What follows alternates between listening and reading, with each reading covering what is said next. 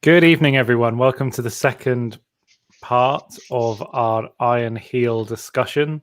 I think we have the same panel as we did last week, sans Quack House. So just quickly go around the panel. We've got Freelance Bishop. Hi. We have Brandig. Good morning from Texas. And we have Justine. Good evening from London. So not really anything to introduce. I think we'll just go straight into it and crack on, unless there's any initial statements for anyone. How's everyone's week been? Why are we doing this? Please tell me why. I just like to see people in pain, I think. So you're a communist. Myself included. Yeah, exactly. That's why I sympathize so much with Ernest.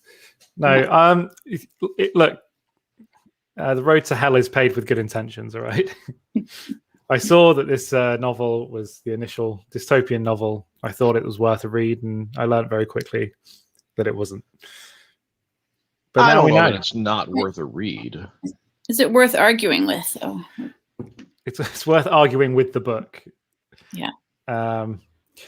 And I'm glad I've read it, but I wouldn't recommend that anyone else go to the effort. So, starting off where we left off previously, should I just flick through and anyone that wants to bring up a point can? From the plot, what there is of it, does anyone want to do a quick recap of where we got to, if you can remember? Bishop, you're our recapper in chief. I think he might be currently unavailable. Oh, he's otherwise occupied. Yes. So last time on The Iron Heel by Jack London, we were introduced to the future historians looking back on ancient history of the rise of the Iron Heel and the two communist heroes who were striving to stop it, Ernest and his wife. And this was the introduction of the characters, the introduction of the setting of the world, and basically the disillusionment of whatever Ernest's wife's name is by the way things were, and the initial presentation by Ernest to the Philomaths, which is basically the movers and shakers of the college town in which they found themselves. Yes, I think we're just coming up to the bishop announcing his revelations on his changing views of the proletariat, and the other major section in my mind that we'll cover is his earnest conversation with the small business owners. I think that's going to be bear the most fruit in this conversation. Yeah, we're coming up on the point where it's the initial fall of Ernest and all of the heroes. So this is where all of the problems are introduced, the personal problems that are needed to be addressed by the protagonist. So Bishop Morehouse, her father, etc. So we'll just go through, unless there's anything that you can think of in the first couple of chapters. There's not a great deal to mention that I can think of. My connection's a little bit bad, so I just missed that whole last part. We just gave a summary and said where we were starting off from. It just came sorry, carry on. Just a quote. I think it's funny. His revolutionists were clean, noble, and alive.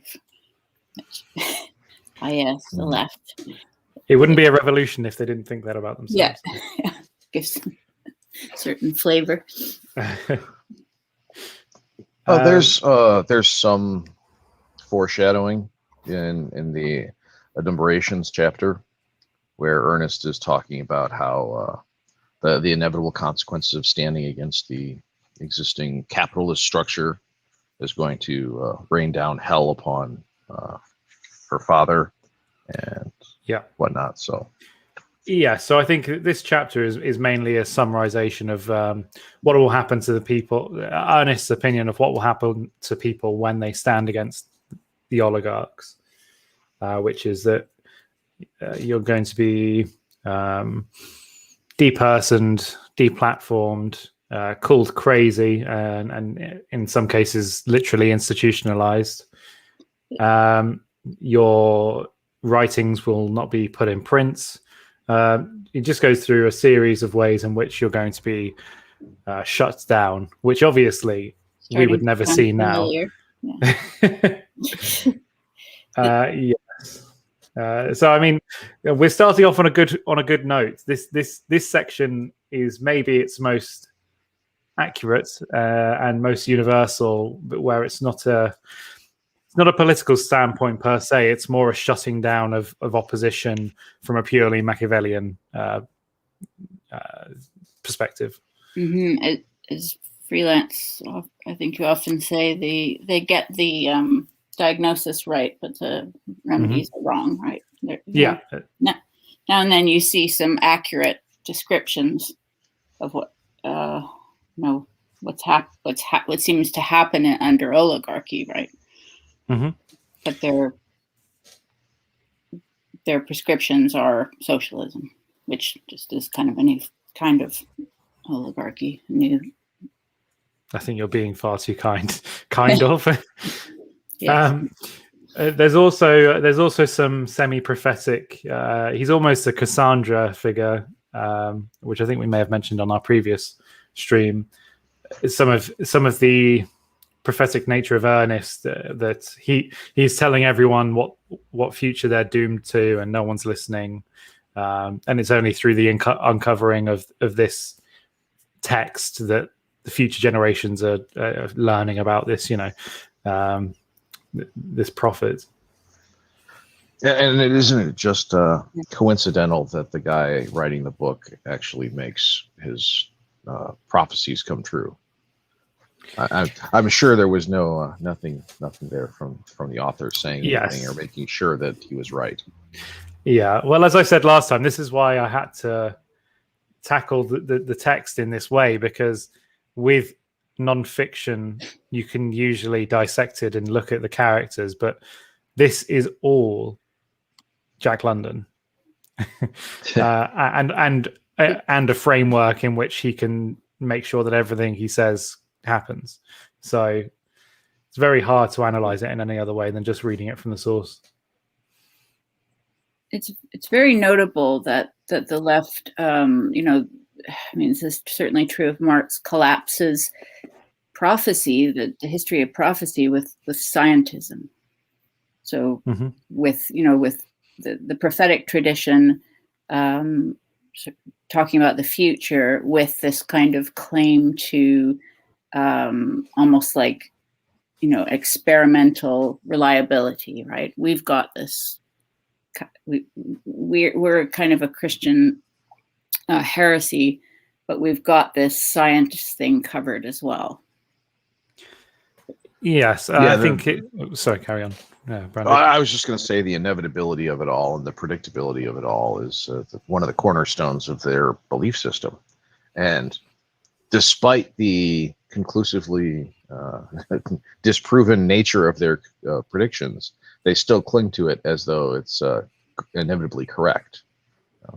It's kind of like flat earthers in that way. Brandon, you're the one who says that, aren't you? That they get the diagnosis right and the prescription wrong. Yes, well, that's one of the things I say. I think Bishop also says it as well. Yeah, it's not like it's an uncommon saying, because it's literally just observation. Yeah. And I think that it's giving some.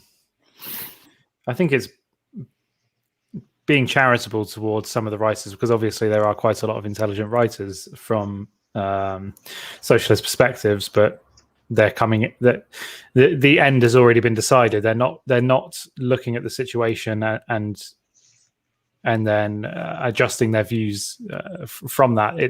This is the analysis, and if we change this about the current situation, then we can achieve socialism. And I mean, we can definitely tie this whole question of prophecy versus scientific prediction to the science fiction, genre as well, and kind of look at it in those terms. I mean, I do find, like, with this book that I don't think it's good, but I think one of the kind of curiosities of it is this glossing, constant glossing, where we get this voice from the future, telling us in a kind of smug way that you're making observations about this benighted past, right? And we can sort of infer from that where they are. It's interesting that you tie it into science fiction, actually, because now looking at it from that side, you could almost see Lovecraft does similar sort of Cassandra figures, where before the descent into madness, quite sometimes you see aspects of prophets. So I do think that those figures and that archetype of a Cassandra is used quite a lot in certain science fiction, which this may be one of the precursors to that being more common. Well, that harkens back to even the choruses of the old ancient Greek plays, where they foretell what's going to happen to the poor mortals due to their effrontery of the gods. Of course, so it's a trope that's been with us essentially throughout all human storytelling endeavors. It harkens back to the old grade school 5-paragraph format. Tell them what you're going to tell them, and then tell them what you told them. So, as a former college instructor, I can tell you some people take that a little too literally. You get 3 exactly the same sentences out of them or something. Well, let's not forget the Old Testament as well. That's clearly a very important dimension of the prophetic tradition. And it also harkens back to the way humans learn. Humans learn through repetition primarily, rather than through any sort of an inductive or deductive methodology. Most learning is rote learning. Yeah. I went to a free school, and when I was a teenager, they didn't want to believe that was true. But when we were, it's sort of 10 years previously, they had experimented with like absolutely no rote learning, and when I was there, they were starting to return to rote learning because they realized that it didn't work. What their experiments didn't work. Good old hypnopedia. It happened with it happened in Stalinist Russia as well, isn't it?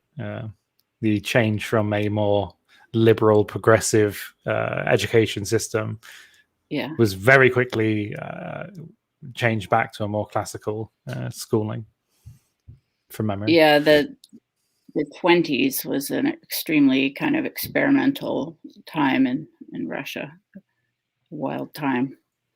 On that same note, the whole Montessori education system is really unique and interesting in that I don't know how they do it, but apparently they managed to successfully do the whole unschooling thing without curriculum or rote learning as a core fundamental.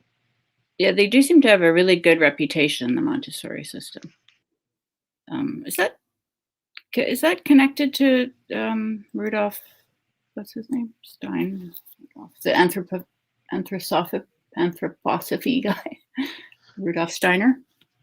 I honestly don't know enough about it to comment.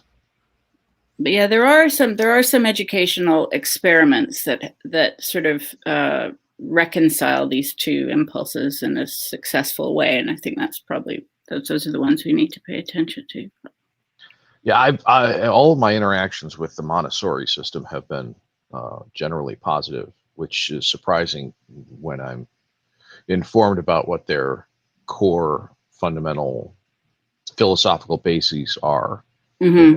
That it's basically that let the student do whatever it is that they want to do and let them drive the learning, which to my mind doesn't make an awful lot of sense, but apparently it works. So I'm not going to gainsay it.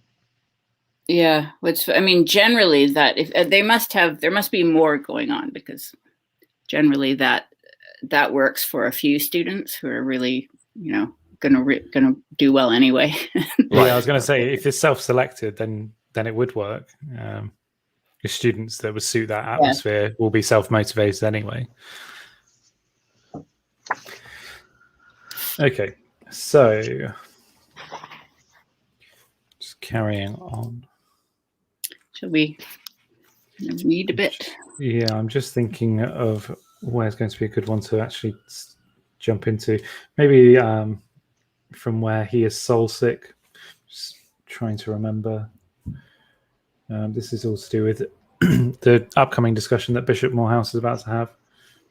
Okay. Do you want me to read the paragraph? Yeah, go ahead. He is soul sick from the journey through hell I have given him. I took him through the homes of a few of our factory workers. I showed him the human wrecks cast aside by the industrial machine and listened to their life stories. I took him through the slums of San Francisco, and in drunkenness, prostitution, and criminality, he learned a deeper cause than innate depravity. He is very sick, and worse than that, he has got out of hand. He is too ethical. He has been too severely touched. This reminds me of a part where we hear that crime can be essentially abolished because it all seems, in the writer's view, it all has to do with inequality and injustice and so on, and never with sin, essentially. Which is sorry, carry on. Well, I was just going to echo the point that this looking at and viewing of a subject causes the change in the viewer itself is also echoed in Nietzsche. The whole, if you look into the abyss looks back into you. Yeah. So this is a very classical scientism centered response in that, and it's scientifically grounded in that. There's a lot of things that are only determined when you observe them. And if you don't observe them, then they aren't determined. The classic double slit experiment and a lot of quantum theory, etc.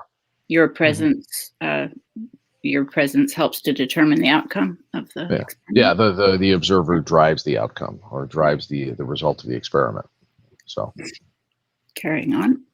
He's up in the air with all kinds of ethical delusions and plans for mission work among the cultured. He feels it is his bounden duty to resurrect the ancient spirit of the church and deliver its message to the masters. He's overwrought. Sooner or later, he's going to break out, and then there's going to be a smash up. What form it will take, I can't even guess. He is a pure, exalted soul, but he is so unpractical. He's beyond me. I can't keep his feet on the earth, and through the air, he is rushing on to his Gethsemane. And after this, his crucifixion. Such high souls are made for crucifixion. There's quite a lot of talk of Gethsemane and crucifixion at one stage. Yes, crucifixion is raised multiple times, and Ernest seeing himself as the figure that shouldn't be crucified. So it's almost a recognition that martyrdom is only achievable to people of a certain characteristic already. Although I do question that because I think that you can just post hoc change the characteristics of the person that's been killed and then make them a martyr. Let's not look at any recent I refuse events. to point to any specific examples that might be relevant contemporaneously to when we made this statement. Yes, but I do understand the point that's being made, that he thinks that a more pure soul in the bishop would fit a martyrdom narrative better than he would. But yes. that can easily be changed. I just want to mention that I think this whole section, to me, it conjured images of Dante's Inferno, like going through the circles of hell. There's a lot of, for someone that is so anti-religion, there's a lot of use of medieval imagery. Lots of religious tropes. Yes, yeah. And so it's quite interesting. Do you think, I mean, this is partly, if assuming that he is anti-religion, this is partly maybe like a rhetorical technique that are designed to bring people on board because. Yes. Yeah, I mean, I don't want to speak to Jack London himself, but, with him putting so much of himself into Ernest, I can imagine it probably does apply. What I would say that I see him being less, he is anti-religious, I think, but more specifically, he's there is a more maybe this is just me, but I see him being more anti-Catholic in the sense that I see this coming from a more I'm trying to get the right phrasing for it. It's a more DIY kind of. I think with the deconstruction of the hierarchy and this just pure connection where there is a respect for Christ as a figure, I think in the text. It's a core I was just going to say it's a core recognition of the strength of the emotional message of religion and Christian religion, particularly. It's a very strong rhetorical device and a very strong mechanism to convey the message. It's a very emotional, and as we all know, good rhetoric is playing the heartstrings of emotion. But the two elements of this that are common in pretty much all communist literature are, one, that it is fundamentally based upon an emotional appeal, and two, it substitutes communism for the religion in question, because communism is a religious dogma. It requires martyrs, just like every other religion. And it is a Christian heresy. I mean, absolutely. It takes certain elements of Christianity and twists them. There is a kind of egalitarianism in Christianity, but only insofar as we are sort of equal before God, or we can't. Only God can judge us finally, like in a final sense.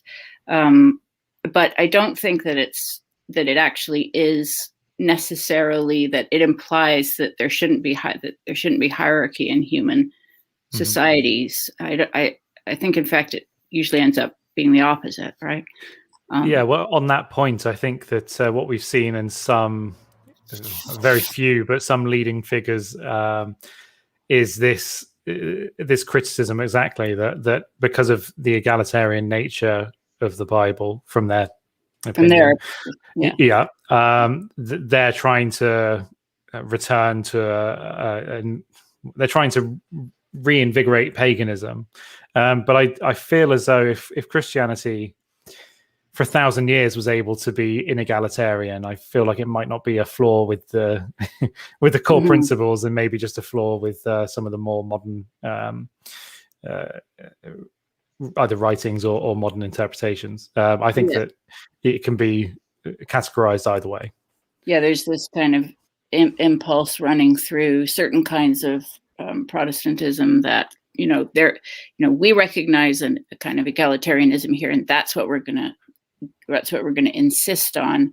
In fact, we're going to abstract it from the religion itself and then take it in a different. And this is, now I'm speaking of the communists, that we're going to take it in a different direction, and leave the Christianity behind.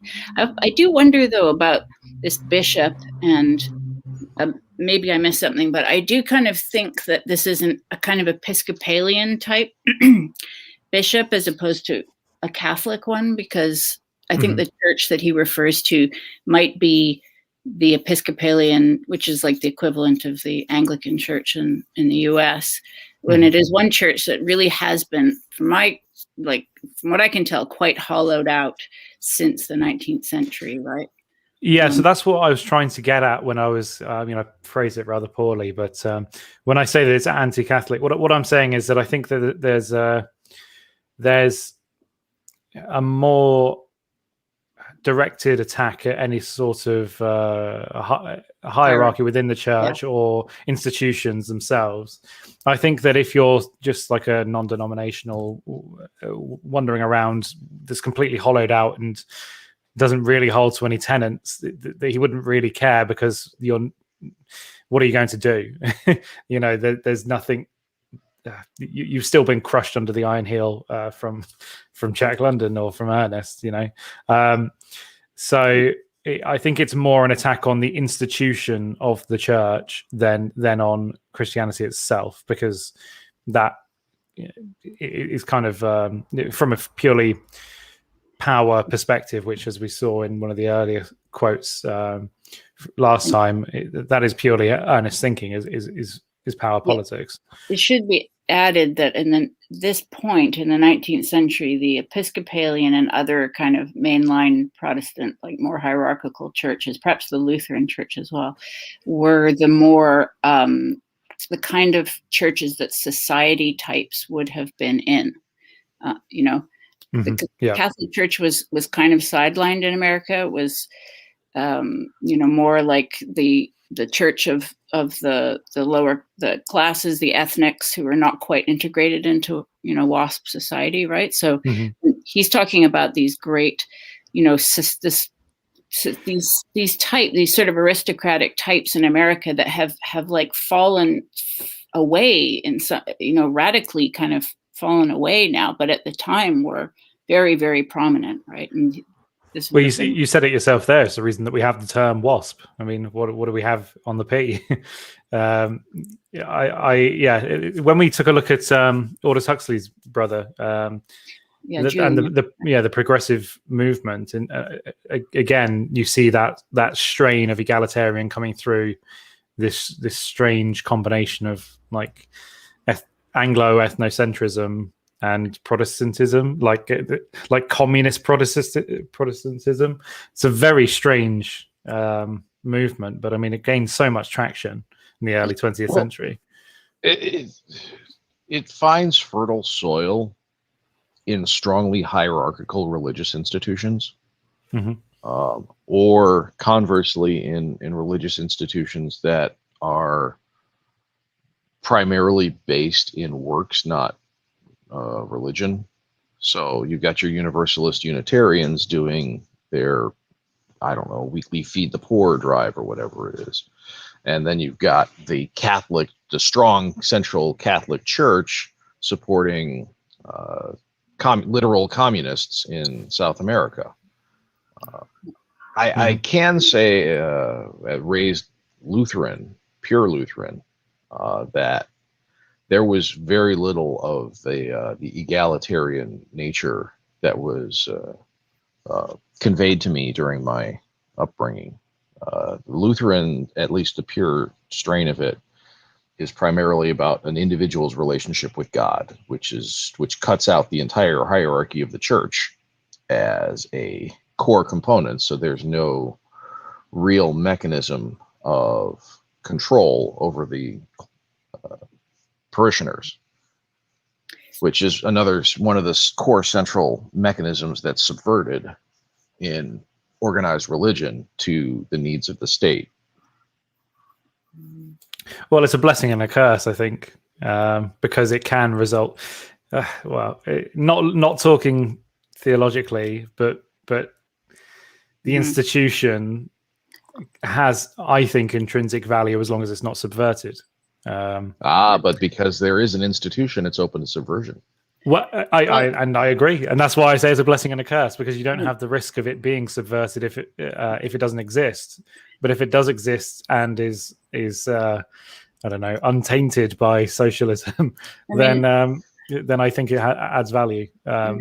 In the Catholic Church, we've got different factions, right? Like politically, so there is that. I think the the communist types in South America, that's more related to what's known as liberation theology.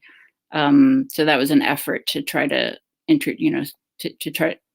Maybe it's not that liberation theology itself isn't purely communist, but it was definitely used by communists. However, you've also got other very strongly right wing and just orthodox strains as well, that have lent themselves to much more right wing interpretations. So I like it. It can go either way. But what I'm trying to get at more with this mainline Protestant thing in America is that I think it's when he's talking about, like, he's sort of addressing these society types who have this, who are really powerful at the time and have this whole, complicated infrastructure of clubs and country clubs and organizations and charity and all these people, who all supported who were like the wealthy philanthropists and all these people at the time. Knights of Columbus, that sort of thing. Well, Knights of Columbus are more Catholic, but what I'm thinking I'm using them as an example. But Episcopalians, right? Episcopalians specifically, who were really, who were really the wealthy society types in America, and it just seems to me like they've been feasted on by these people, right? It's because virtue signaling is cheap, and in those groups, it's the currency of the hierarchy. And now these WASP people all appear to be super woke, or at least a lot of them. That's you sort of wonder, like, what happened to the WASP ascendancy? What happened to the old WASPs in America, right? They sowed the seeds for their own destruction in a lot of ways. But then I suppose the other angle to look at it is how far they might not be as prominent in public, but maybe they're still. Yeah. The other thing, this is getting way off the actual text now, but I'm more than happy to do so. Around this time, just on the rift that we're talking about here, the Germanophobia that sort of that came about around this time within the WASP community and the progressive community. It's been playing on my mind for quite some time, and because I don't know what triggered it, because I think a lot of people now, we try to get, they put the cart before the horse, in which we look at post World War II. There's a Germanophobia, but from what I can see, it appears that there was this movement prior to even World War One that then may have influenced in World War One. Yeah, exactly. So I do wonder if that is the case. What caused it in the early 20th century? What caused that Germanophobia? Yeah, because Germans were quite integrated, were they not, in the States? I think they even considered German as a possibility for the language after the revolution. Well, it was second most spoken language, I think. In late 1800s, early 1900s. It could have been, and my history is a little fuzzy, but it's possible that it was a leftover from the Holy Roman Empire and the Habsburgs, and the whole leading everyone into war in World War One was primarily related to all of the political treaties and agreements between the various branches of the Habsburgs and their rivals in Eastern Europe, if I remember correctly.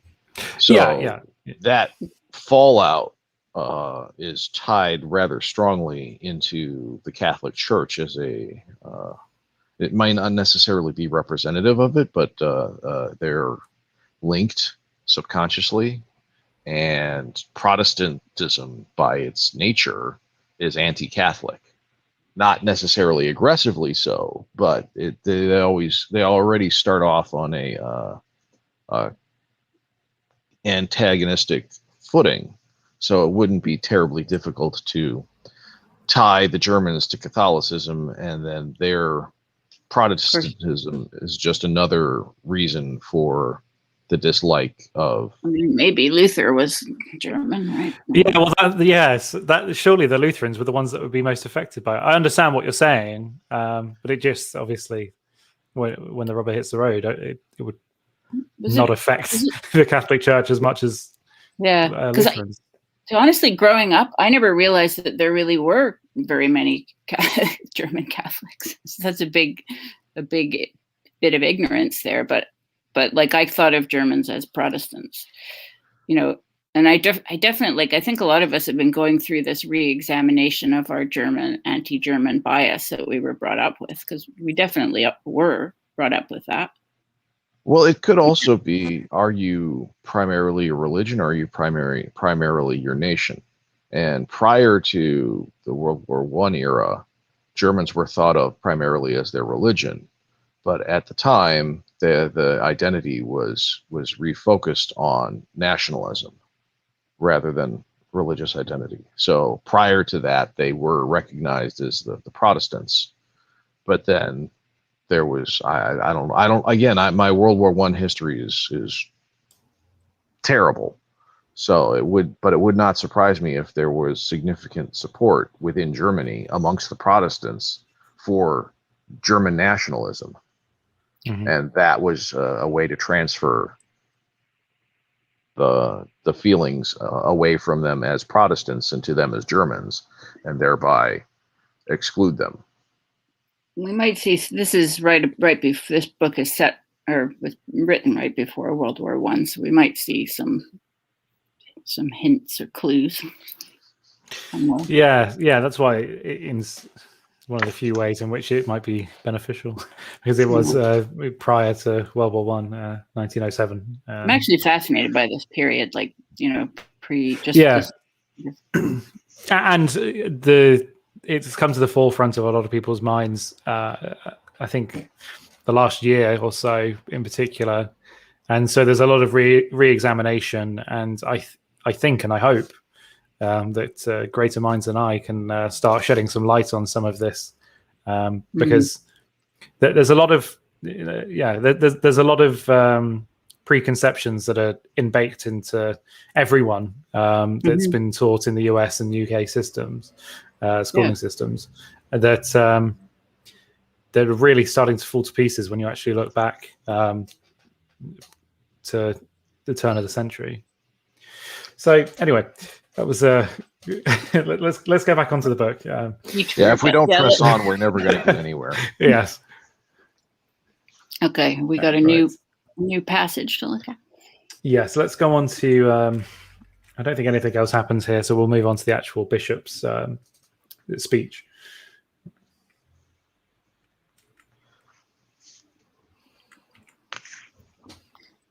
One other thing that's mentioned in that chapter is the attempt to bribe her father, but he rejects it, and the consequences are inevitable. So, with the holiday. Yes. Well, you almost see a boxer-like conversation happen where Ernest tells the father, "Well, you've done your part. You can you can retire to the farm now." But I would imagine that if the revolution comes and goes, then they're not going to take kindly to him slacking. I don't think I think he'd be treated as small beer at that point. I think he would be turned into glue quite quickly. So Ernest advises him, or sort of, I don't know, snarkily sort of says, accept vacation, and tries to say that he's impractical and too exalted or something like that. Like that Ernest is more of a practical guy. Unless I've got the wrong end of the stick. Well, it kind of comes across as you've had your road to Damascus, conversion. You've written and published. I don't actually remember if this is just prior to him publishing the book. I think it is, but he's written a book, re-examining his thoughts on socialism, yada yada yada. he's saying you've done your part. You're getting on in years. You take the holiday and don't worry yourself whilst the younger revolutionists crack on. Yeah, it's I don't know. It's sort of out of character, but I wonder if it's a way of making Ernest seem more likable. Well, he even lampposts that as well.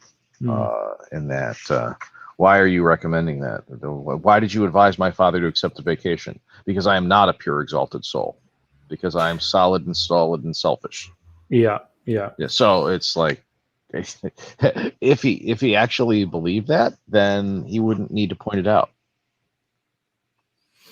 But again, London writes for very young audiences in general, so he tends to be very explicit in a lot of his writing. So yes, and when we finish off next Sunday, I will have read something else by Jack London, so I can give a comparison. I had it arrive yesterday. I've got what's it called? Call of the Wild and White's Fang. Yeah. So yes, on Brandig's recommendation, I will read something else by him because this has not painted him in the best of lights. This is like a pamphlet, a long pamphlet. Yes, exactly. So, this is when the bishop is giving his speech. Mm-hmm. And then we have a quotation from Oscar Wilde, which is footnoted as one of the lords of language of the 19th century of the Christian era. They don't mention that Wilde converted on his deathbed, of course. Maybe Wilde would be a good one to look at for reading Soul of Man under Socialism. Yeah. It would be much like reading The Iron Heel, except at least it doesn't have the veneer of being a narrative. He is fun to read, actually. I mean, he's a very good writer. Yeah, he is. This is what I mean. There's I don't know if it's always been the case, but it has been for at least the 20th century and beyond. The artistic being more socialist than anyone else in the climate of the country, and obviously not many people can fit the bill much better than a foppish Irishman. I honestly think he's out of socialism, like he's maybe the original luxury space communism guy, because he thought of it as like you get to loll around all day and robots peel grapes for you.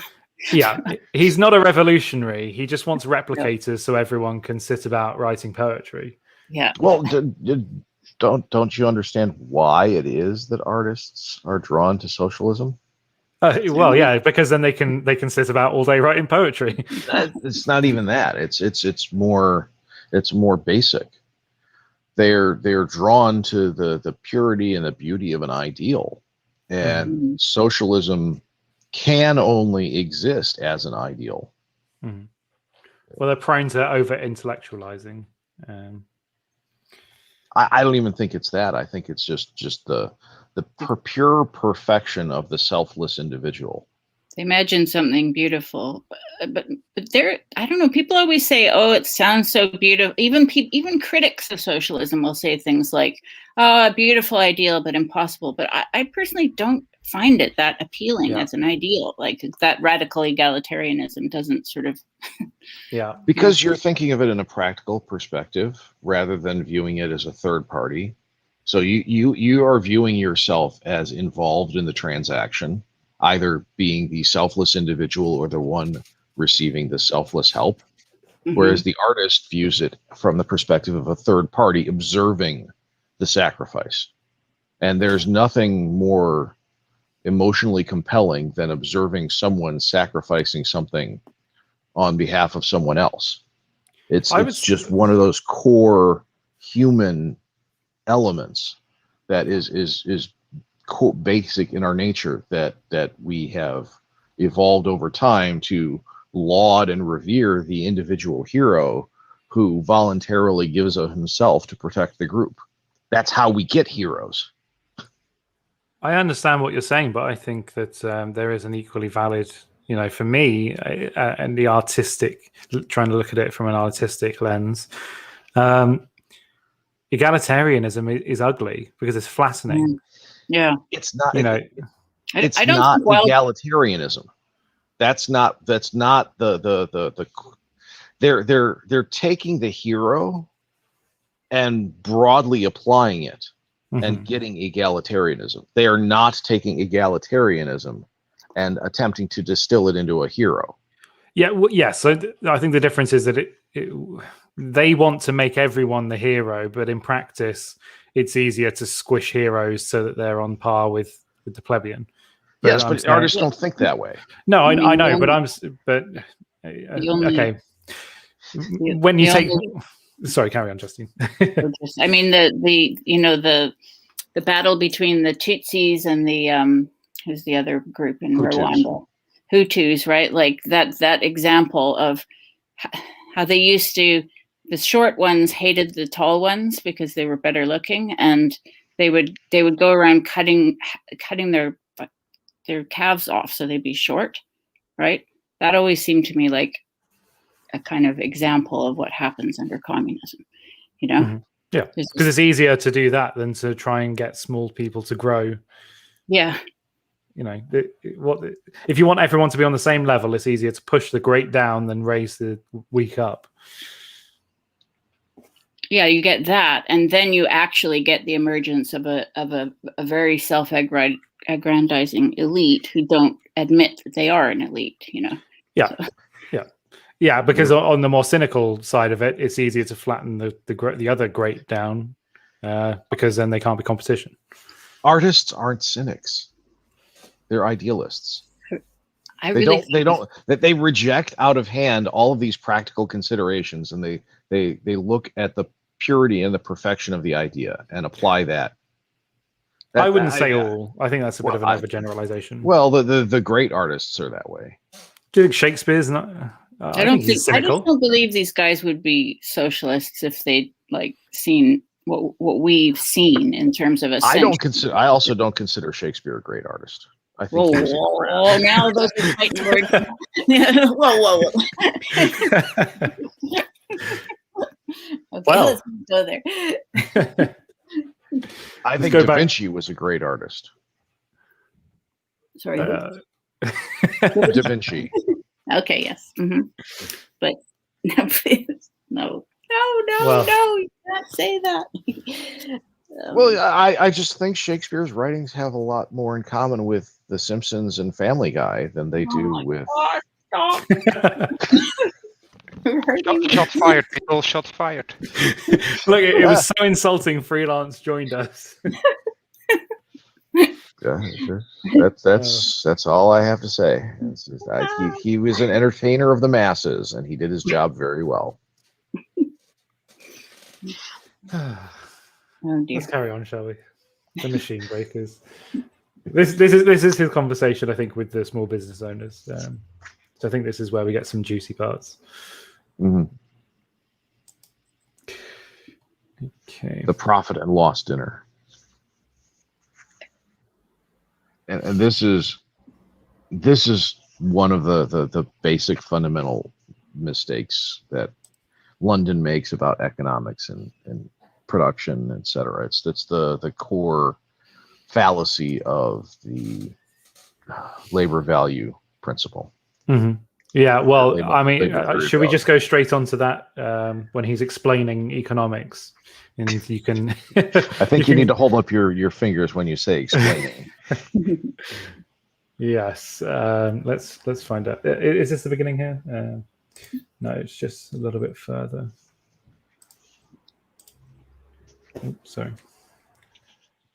Just realised that Mr. Calvin.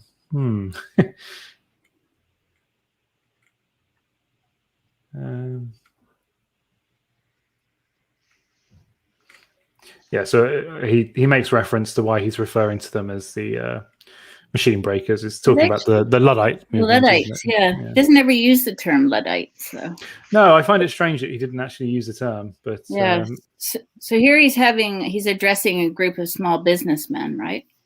Yes, yeah. And the small businessmen, he's accusing them of being hypocrites, essentially, because the small businessmen are upset that they're being pushed out by the larger trusts. And then he sort of tells them that they pushed out the smaller guy. So who the hell do they think they are? Yeah, he's saying you're not against the big business. You want to be the big business, but because you can't achieve that, you want to crush the big business so that you can have your slice of the pie. Yeah. It's not that you're against capitalism. It's that you're against them profiting when you can't. To which their answer should have been yes. Which one of them does actually kind of go down that line of saying, I mean, it's phrased in a pretty trite way, but he says, let's just be honest with him. We are against the big businesses profiting, and it is that we want to exploit everyone else. So let's just find that part. That sounds like a zero-sum game, isn't it? Well, this is one of his biggest misconceptions, I think. Well, there's several major misconceptions.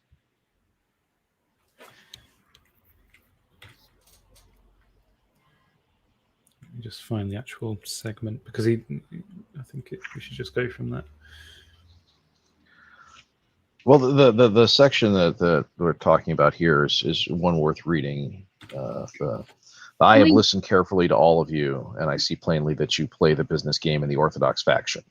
Life sums itself up to you in profits. You have a firm and abiding belief that you were created for the sole purpose of making profits.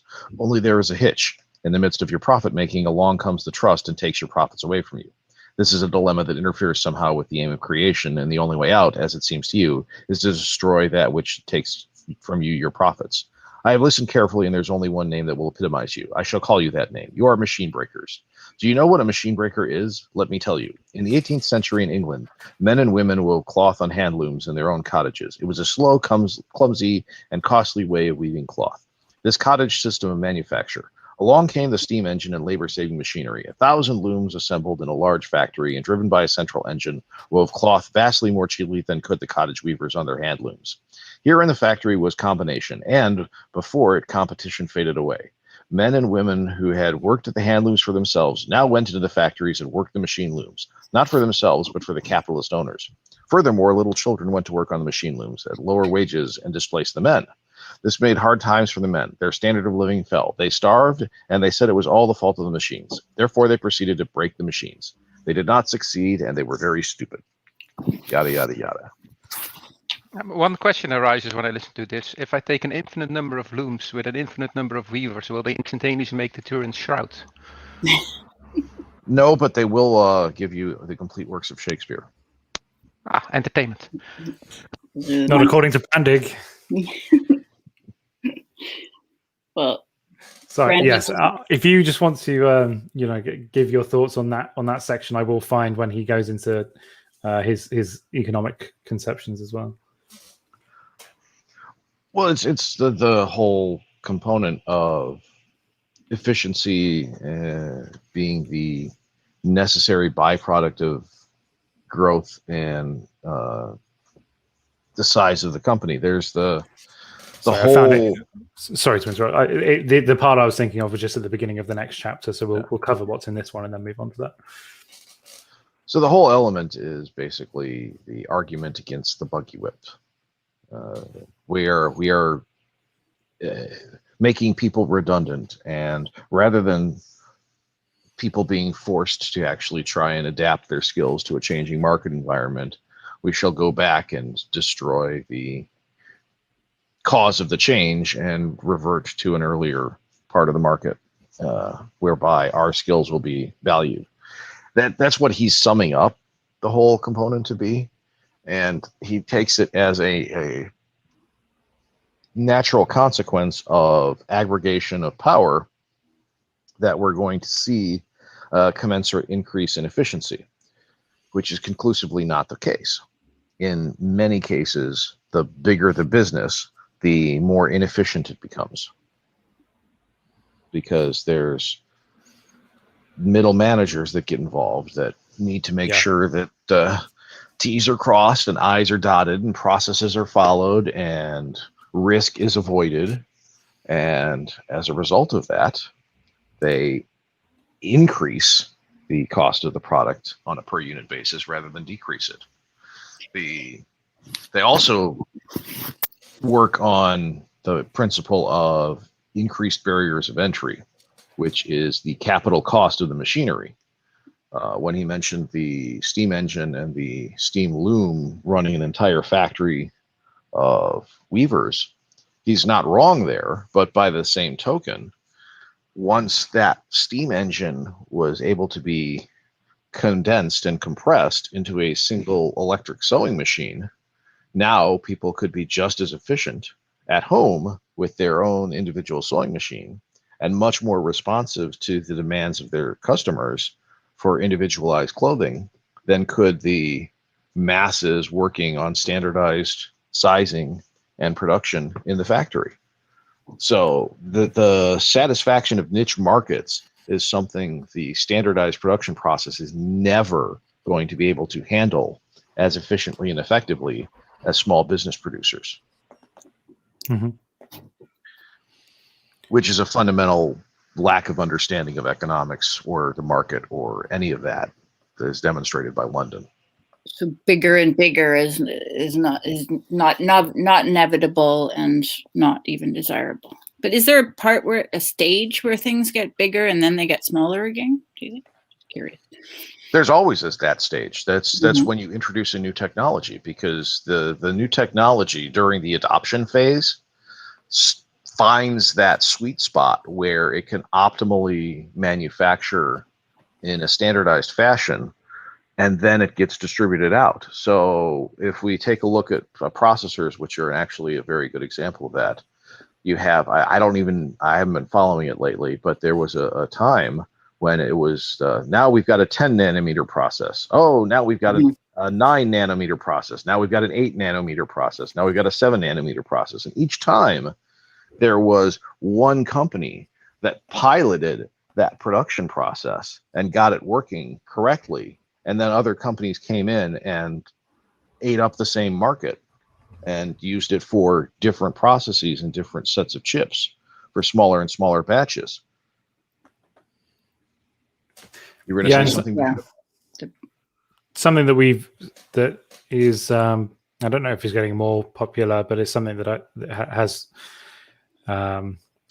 has picked up, is to avoid the build-up of middle management in the section of a company. This sort of coming together of great minds, forming a company to work on one project and then immediately disbanding it once the project has been completed, and then if they come together again, it's not as that company, but it's to work on another project. I mean, this is a strange example, I suppose, but the first instance that I saw of that was the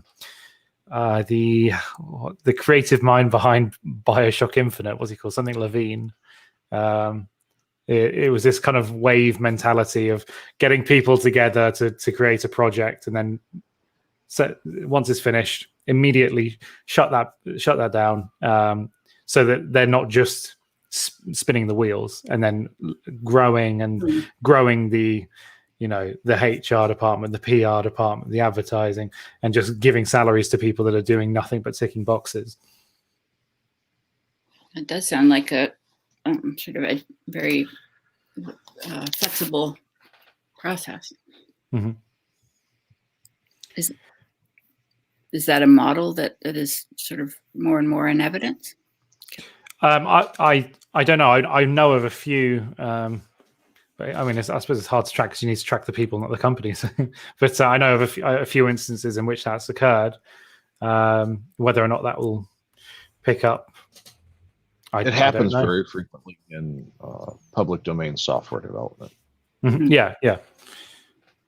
A lot of the Linux variants do that. A lot of the freeware open source product software do that. So I think Apache works on something like that as a model.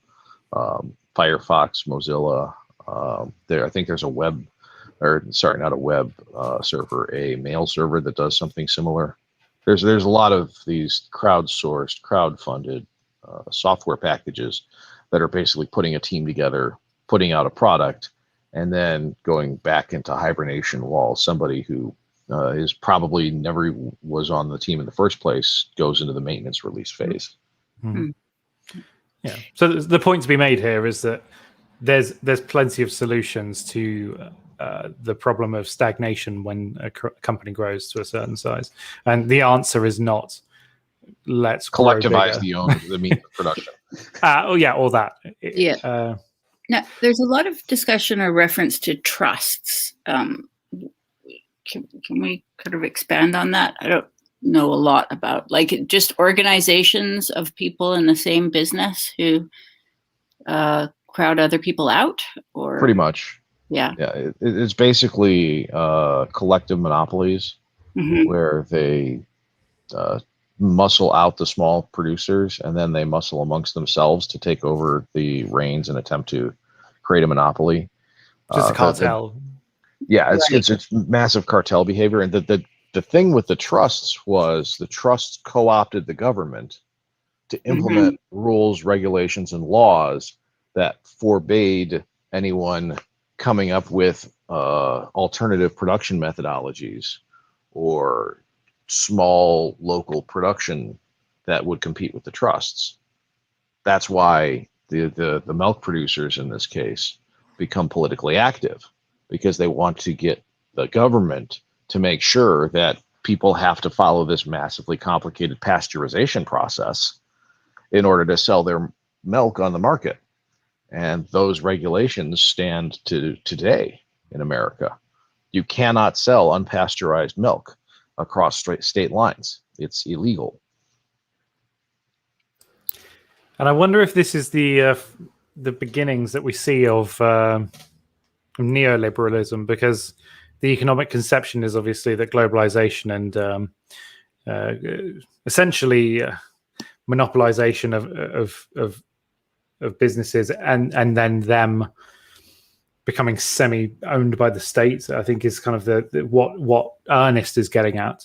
That is in many ways what we now see with neoliberalism. So I wonder if this is the sort of moving away from classic Marxism and moving towards that.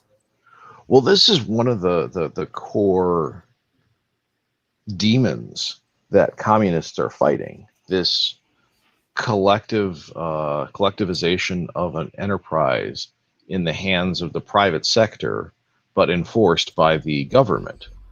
This is why they hate monopolies and why they consider them to be their mortal enemy.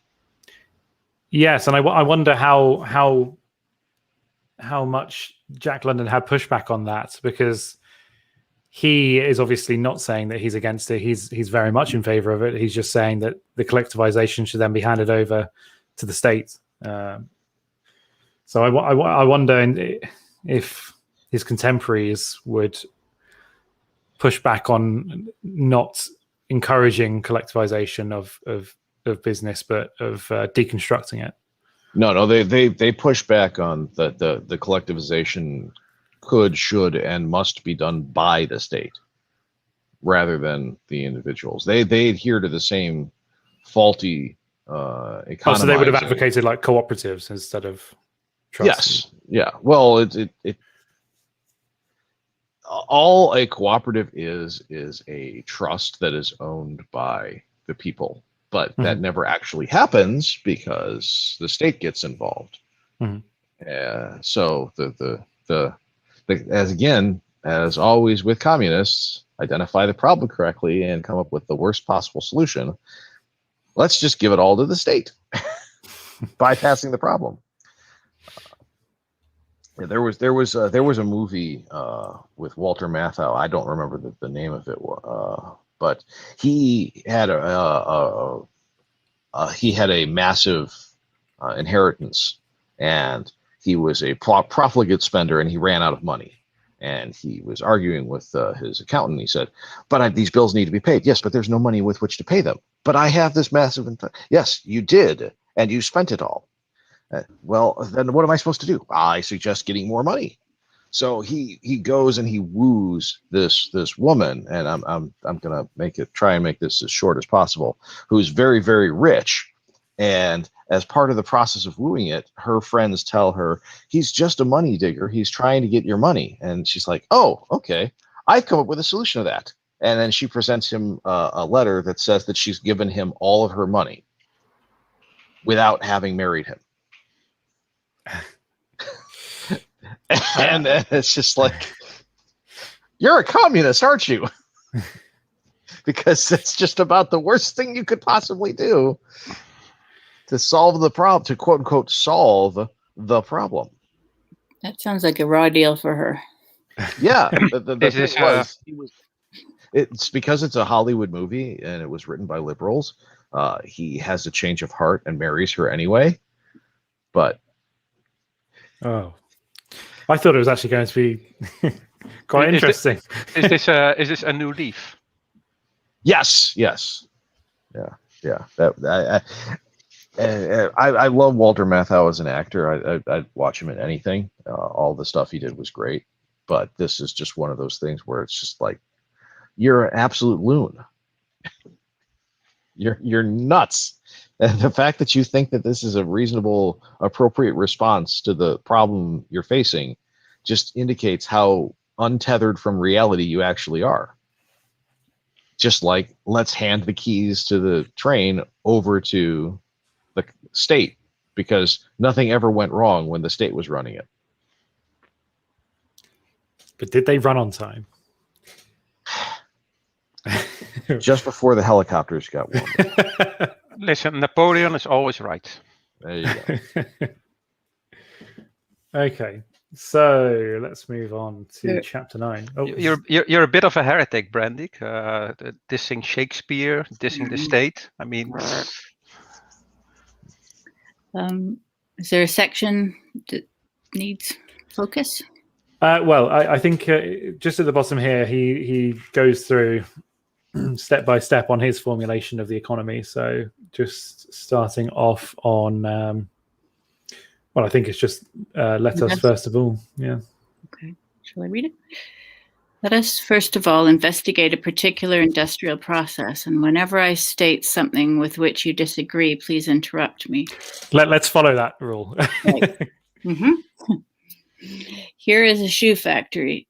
This factory takes leather and makes it into shoes. Here is $100 worth of leather. It goes through the factory and comes out in the form of shoes worth, let us say, $200.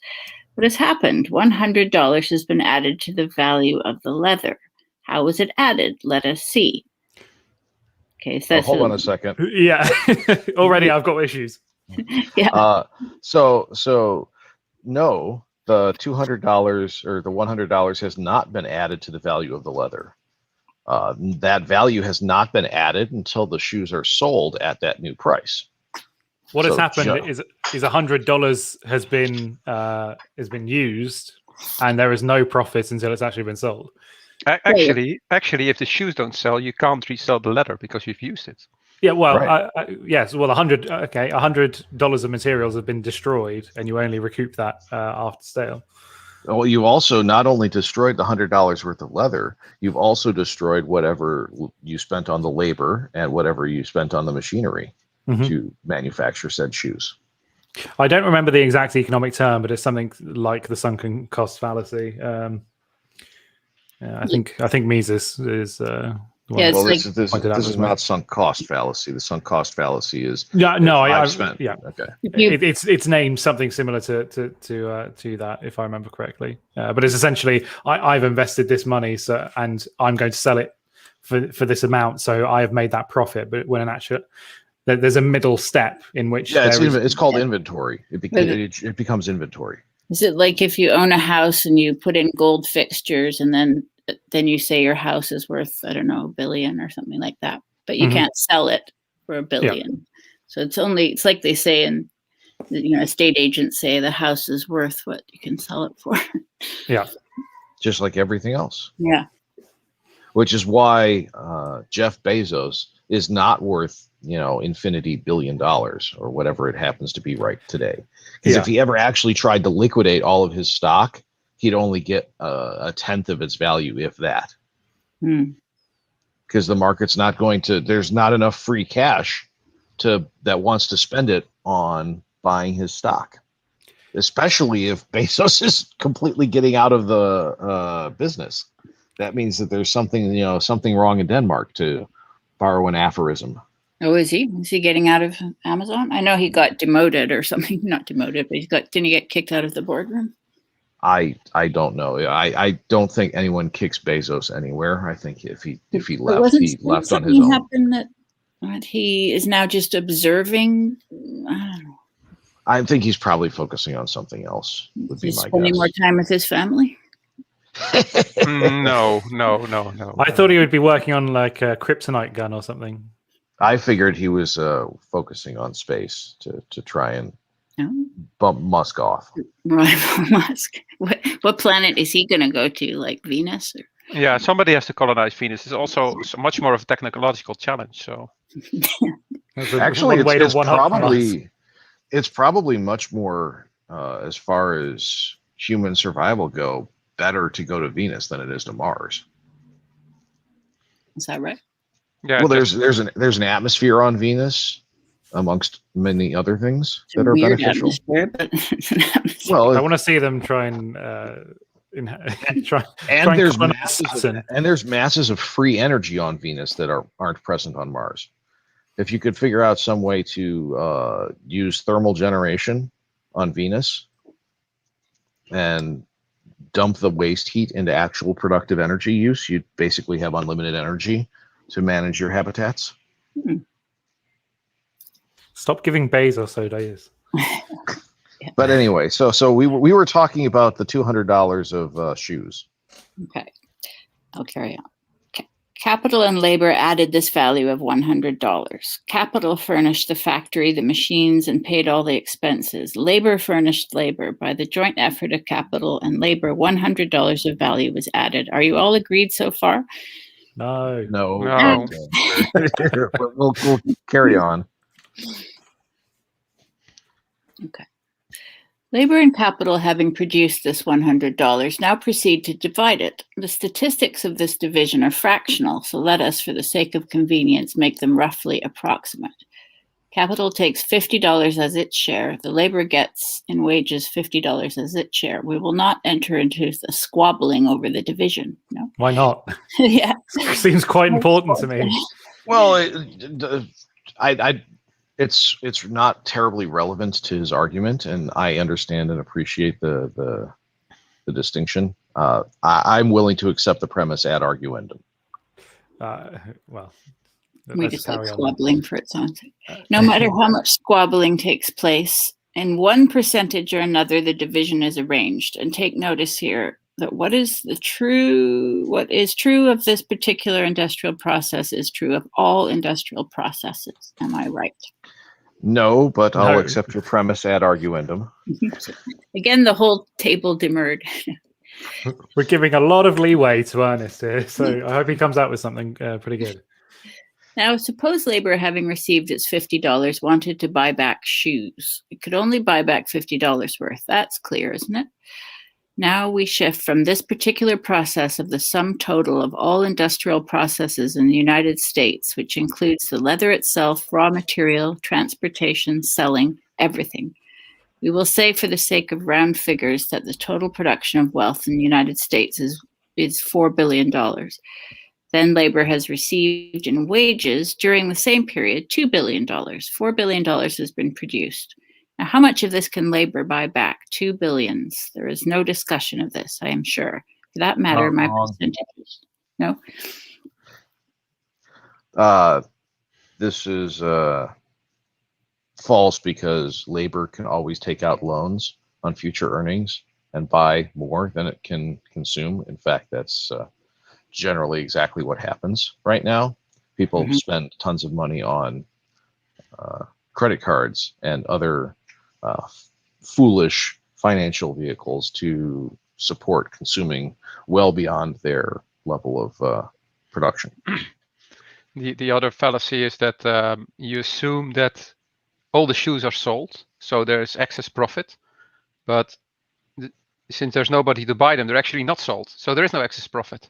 They're sitting in a warehouse somewhere. They're sitting in a warehouse, so the capital of the person who took the risk and produced them is actually not earning any money.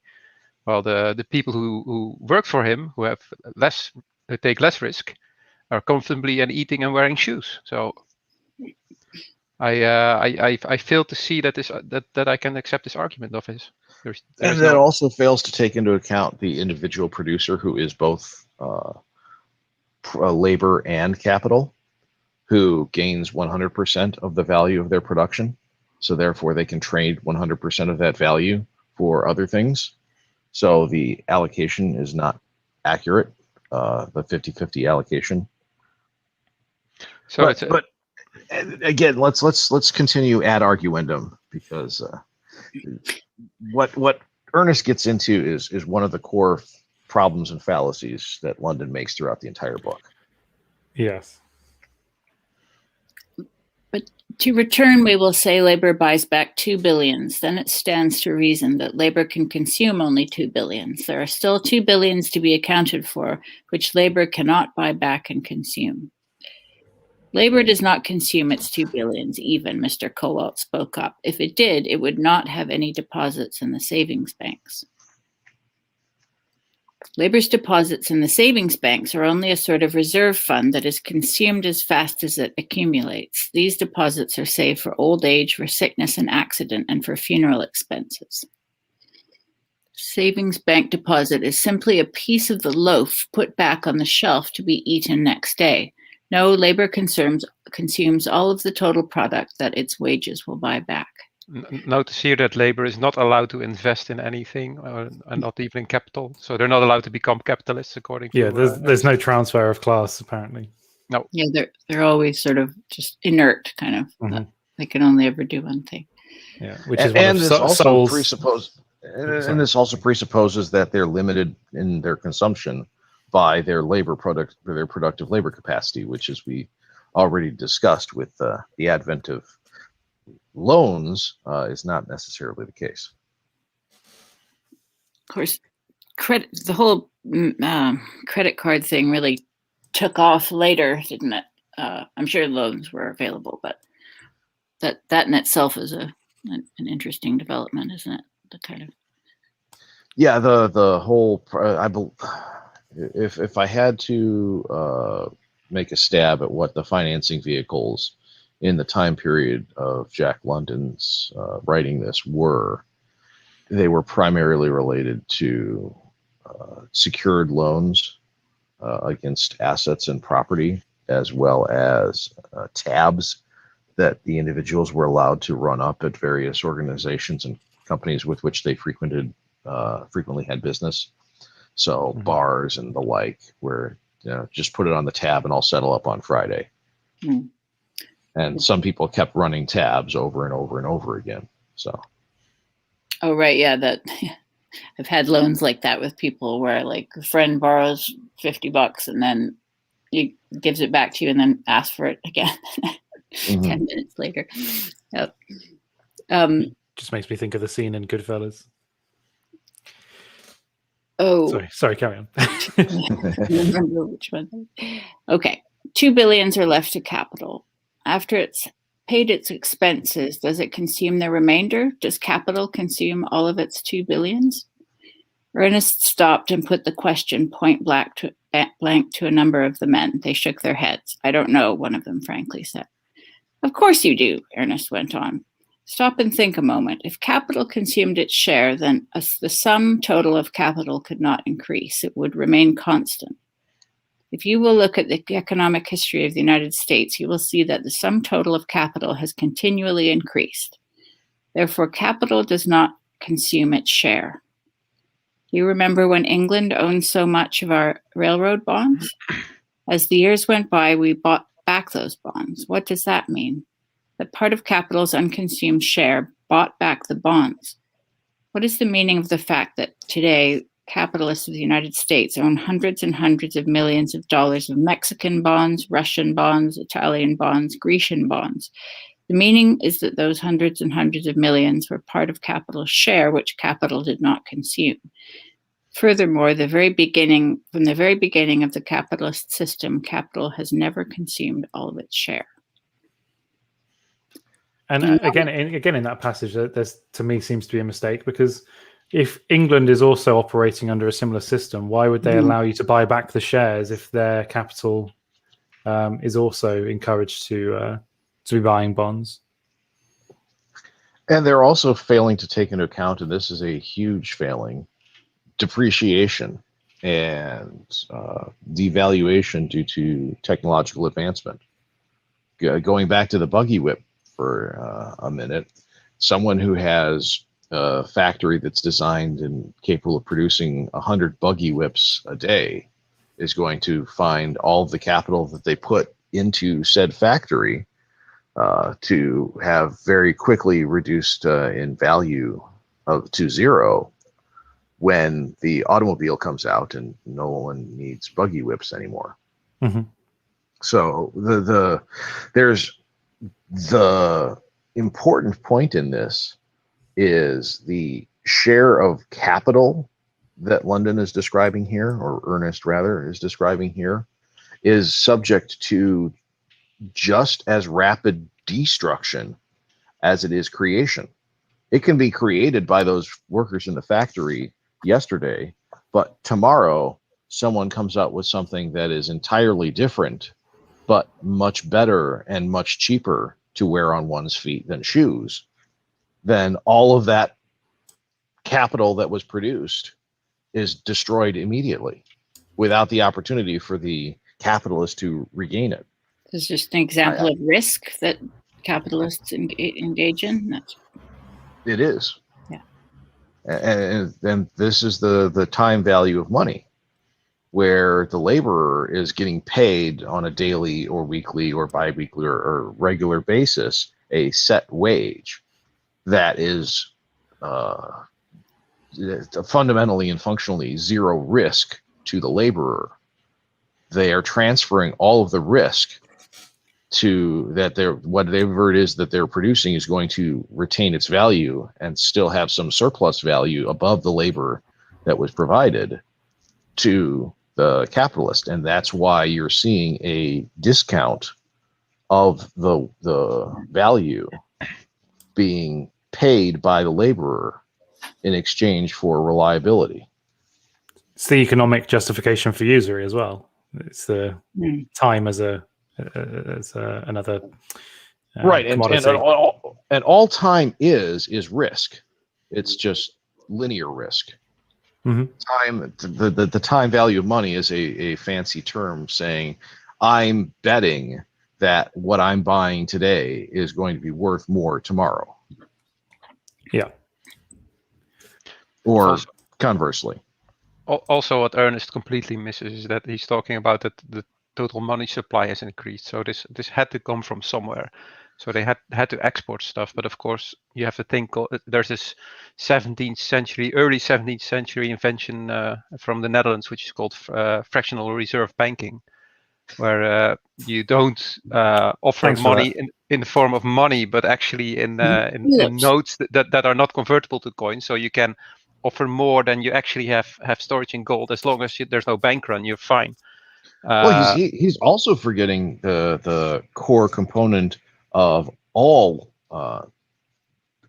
fundamental human processes are the end products of mining or agriculture, and by agriculture I include herding as well. Because if you mine it, that is manufacturing value because you're extracting value from something. And if you farm it, that is manufacturing value because things are growing and things are becoming more complex in that process of growing. Mm-hmm. So those are your two value. Those are the only two fundamental value add components that we have as humans. The illegal organ trade, is that then mining or agriculture? That would be agriculture. Okay, now just to be sure. Harvesting.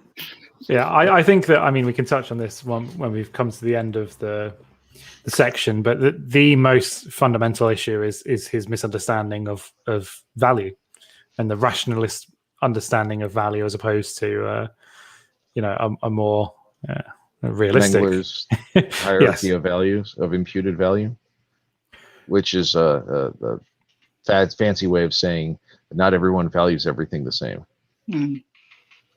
Yeah. And as we mentioned before, that it's only going to be worth something when someone's actually willing to pay that for it. So all of these figures that he's throwing out just fall apart the minute you question them. But obviously, the crowd that he's speaking to are just sat there in awe of his majesty. But should we carry on and get to the end of it? Yes. And now we come to the point. $4 billion of wealth is produced in 1 year in the United States. Labor buys back and consumes 2 billions. Capital does not consume the remaining 2 billions. There is a large balance left over unconsumed. What is done with this balance? What can be done with it? Labor cannot consume any of it, for labor has already spent all of its wages. Capital will not consume this balance because already, according to its nature, it has consumed all it can. And yet, still remains the balance. What can be done with it? What is done with it? It is sold abroad, Mr. Cowalt volunteered. The very thing, Ernest agreed. Because of this balance arises our need for a foreign market. This is sold abroad. It has to be sold abroad. There is no other way of getting rid of it. And that unconsumed surplus sold abroad becomes what we call our favorable balance of trade. Are we all agreed so far? No, not at all. Surely it is a waste of time to elaborate these ABCs of commerce, Mr. Calvin said tartly. We can all understand them. But it is by these ABCs I have so carefully elaborated that I shall confound you, Ernest retorted. And look at this. This inclusion, I think, is a way of justifying his argument, because what he's doing there is inserting a character that says, "Oh, why are you explaining something so obvious to us? Because we all understand it. Because it's just everyone understands this conception of capital." So it's a way of bolstering the argument by saying it's so obvious that they shouldn't be covering it. There's the beauty of it. I'm going to confound you with them right now. Here goes. The United States is a capitalist country that has developed its resources. According to its capitalist system of industry, it has an unconsumed surplus that must be got rid of, and that must be got rid of abroad. What is true of the United States is true of every other capitalist country with developed resources. Every one of such countries has an unconsumed surplus. Don't forget that they have already traded with one another and that these surpluses yet remain. Labor in all these countries has spent its wages and cannot buy any of these surpluses. Capital in all these countries has already consumed all it is able to consume according to its nature, and it still remain the surpluses. They cannot dispose of these surpluses to one another. How are they going to get rid of them? Sell them to countries with undeveloped resources, Mr. Cowalt suggested. The very thing. You see, my argument is so clear and simple that in your own minds you carry it on for me. And now for the next step. Suppose the United States disposes of its surplus to a country with undeveloped resources like, say, Brazil. Remember, this surplus is over and above trade, which articles of trade have been consumed. What then does the United States get in return from Brazil? Gold, said Mr. Cowalt. But there is only so much gold and not much of it in the world, Ernest objected. Gold in the form of securities and bonds and so forth, Mr. Cowalt amended. Now you've struck it, Ernest said. From Brazil, the United States, in return for her surplus, gets bonds and securities. My head starts to hurt right now. Well, if there's not so much gold, the value of gold will go up because it's scarce. Yeah. Well, and what happens to companies that don't sell their surplus? They go bankrupt. Not today. They're too big to fail. Yeah. Okay, but take that logic out of here. What do you think you are? But the amusing part is this is right from the MMT argument. We are taking productive goods and services from other countries and giving them back worthless bits of paper. That's this bonds and securities, because the bond and the security is only as good as the enforcement mechanism. And if the country of Brazil decides, you know what, all that stuff that we sold you, United States, yeah, we're not honoring any of those agreements. Well, too bad, so sad. You're out of whatever it was that you gave to them in return for those agreements. And that's the crux and basis on which MMT is using the function of printing money and giving it to other countries in return for their goods and services right now. That takes us back to the point about the needing to dispose of our productive surplus abroad. That today is a problem for China and India and all of in Indonesia. They are massively producing more goods and services than they can consume domestically. They have to sell it abroad if they're going to recoup any of their investment. America no longer is a net exporter of anything. So as a result, we don't face this problem, which is something that the entire concept or possibility that such a situation or a scenario could exist is completely unfathomable to London. He can't imagine that would ever be a possibility, that the situation would be reversed.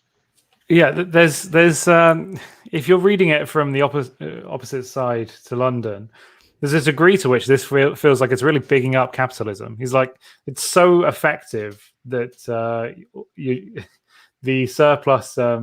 It just seems like, particularly in the next paragraph, he says that the trading with Brazil will then get Brazil into a capitalist system, and then it will start producing more than it can consume itself. And what happens when that happens to every country on Earth? That's when we're going to hit socialism. But it's, he's kind of saying it's so effective at doing what it's trying to do that it's going to consume the entire planet.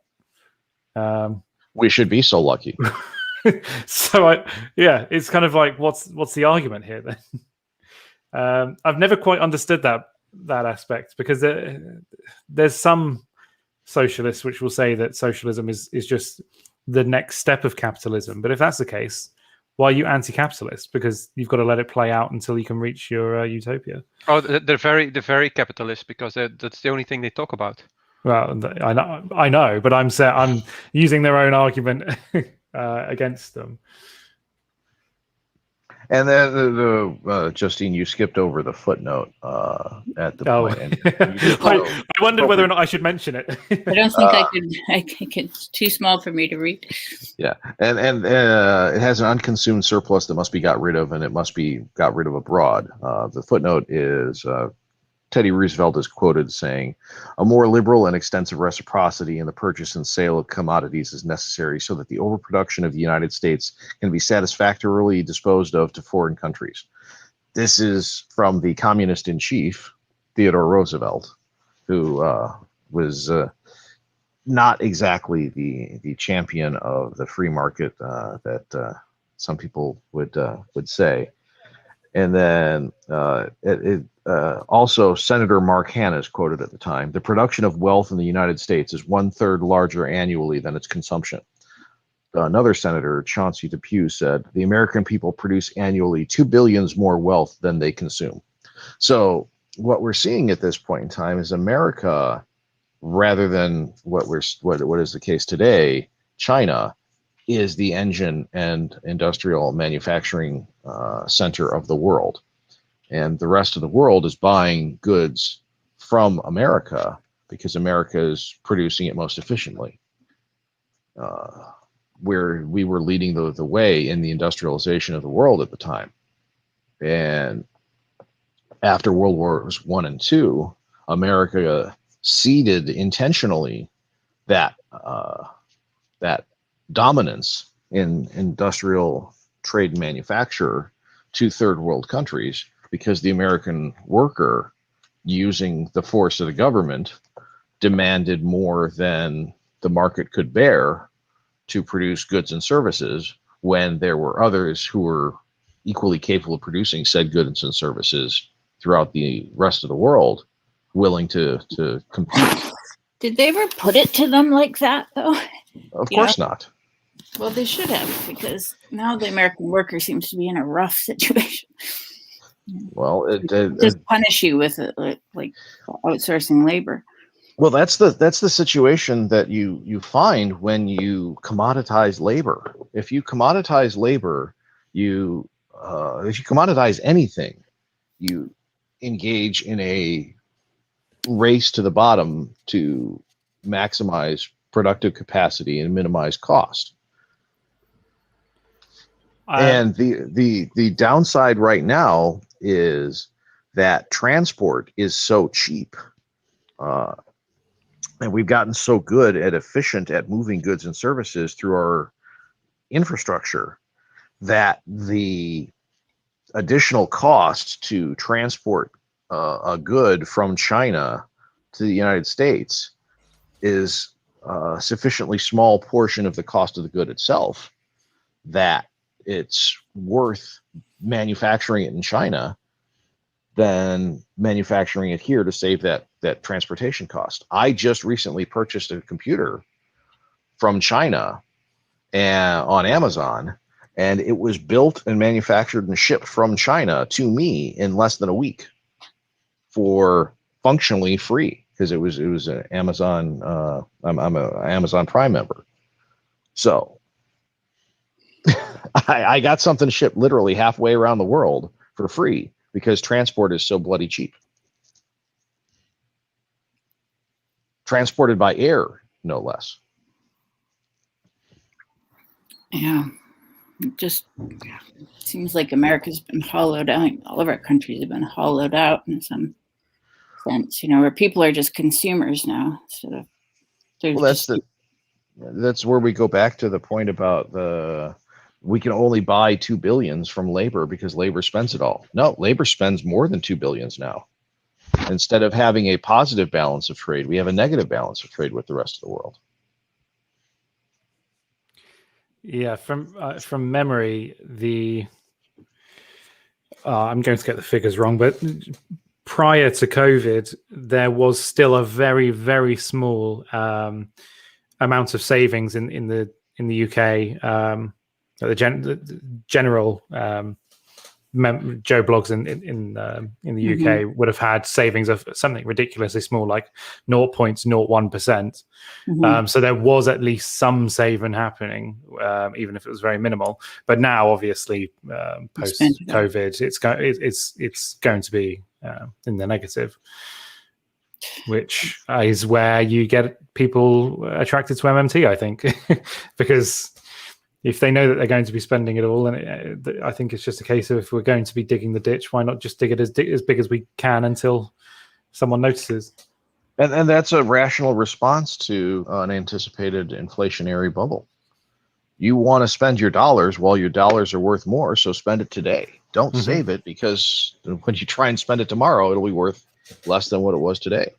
And that's why we're seeing such a massive outpouring of cash into other asset types, other asset categories like stocks, bonds, real estate, Bitcoin, etc. It's also because of all the services that have been shut down. They can't spend their money there, so it has to go somewhere. You see it that the housing market kind of exploded because people decided, well, since I'm staying at home, I might as well have a nice home, so I'm spending my money on that. And of course, it didn't help that the government over here lowered the tax, the property sales tax rate for young people to 0 for a while, and that just went through the roof. So that's what you see happening during the COVID area. They expect that after the COVID area, the prices of services will go up tremendously because everybody wants to use them. Yeah, what we're seeing is the inflation of an asset bubble that, rather than popping, is going to slowly deflate and cause inflation in services and goods. We're already seeing commodity prices inflate because those commodities are now being used in different processes than they had been previously, where there's less competition for them. Or sorry, there's more competition for them. A sheet of plywood, a 4x8 sheet of plywood is, I think, $100 now, whereas it used to be 10. How much is ammunition?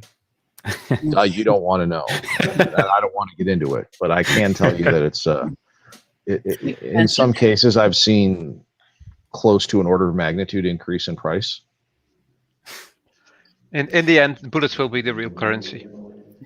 Oh, that's as the old England adage is goes, stuffed you can pay for it in silver or lead. Mm, Plata or plomo. these are getting ugly.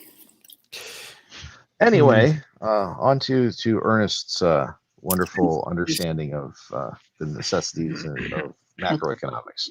I think Although the this is lead actually standard all sounds all good. microeconomics, not macro. Or rather, he's applying microeconomic arguments to macroeconomics when he talks about international trade. Are we at sell them to countries with undeveloped resources? Yes. Yes, yeah. The very thing. You see, my argument is so clear and simple that in your own mind you carry it on for me. And now for the next step. Suppose, yes, we did go through this. Yeah, we went through that. Now you've struck it. Okay. Shall we go to the next page? Suppose the United States disposes of its surplus to a country with undeveloped resources like Brazil. Okay, we had that. What happens? I'll tell you. Yes, I'll tell you. Yeah, it's down there. Yeah. I'll tell you, Ernest. I'll tell you, Ernest. Continued kindly. It means that the resources of Brazil are being developed. And now the next point, when Brazil, under the capitalist system, has developed her resources, she will herself have an unconsumed surplus. Can she get rid of the surplus in the United States? No, because the United States has herself a surplus. Can the United States do what she previously did, get rid of her surplus to Brazil? No, for Brazil now has a surplus too. What happens? The United States and Brazil must both seek out other countries with undeveloped resources in order to unload these surpluses on them. But by the very process of unloading the surpluses, the resources of those countries are in turn developed. Soon they have surpluses and are seeking other countries on which to unload. Now, gentlemen, follow me. The planet is only so large. There are only so many countries in the world. What will happen when every country in the world, down to the smallest and last, with a surplus in its hands, stands confronting every other country with surpluses in their hands? He paused and regarded his listeners.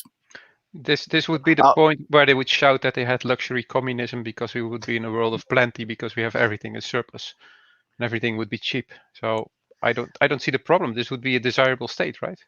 Yeah, I will answer him, and I will say that you will see massive price deflation.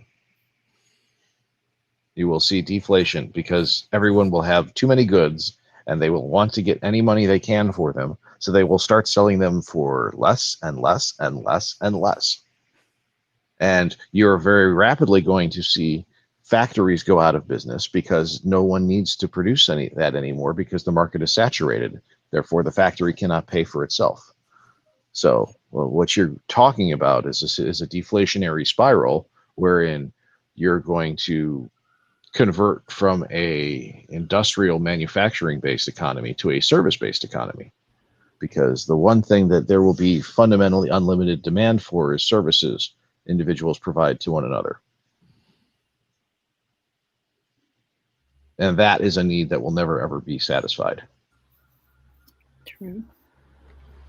Which is partially what happened in America. We have converted to a service economy and outsourced our manufacturing production to other countries, which strategically is a dumbass idea, but we want to consume what is it at this point now, 50% more than we produce, if I'm doing the math right. So you would say that the United States actually needs a country like China just to produce everything for them. So they want to have they want to have a surplus production capitalist, semi-capitalist system somewhere that will do this.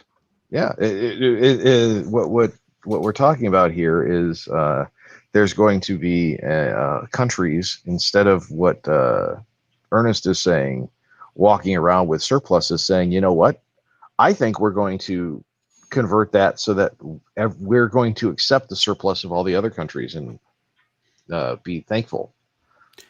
That's what Switzerland has done famously in the financial market.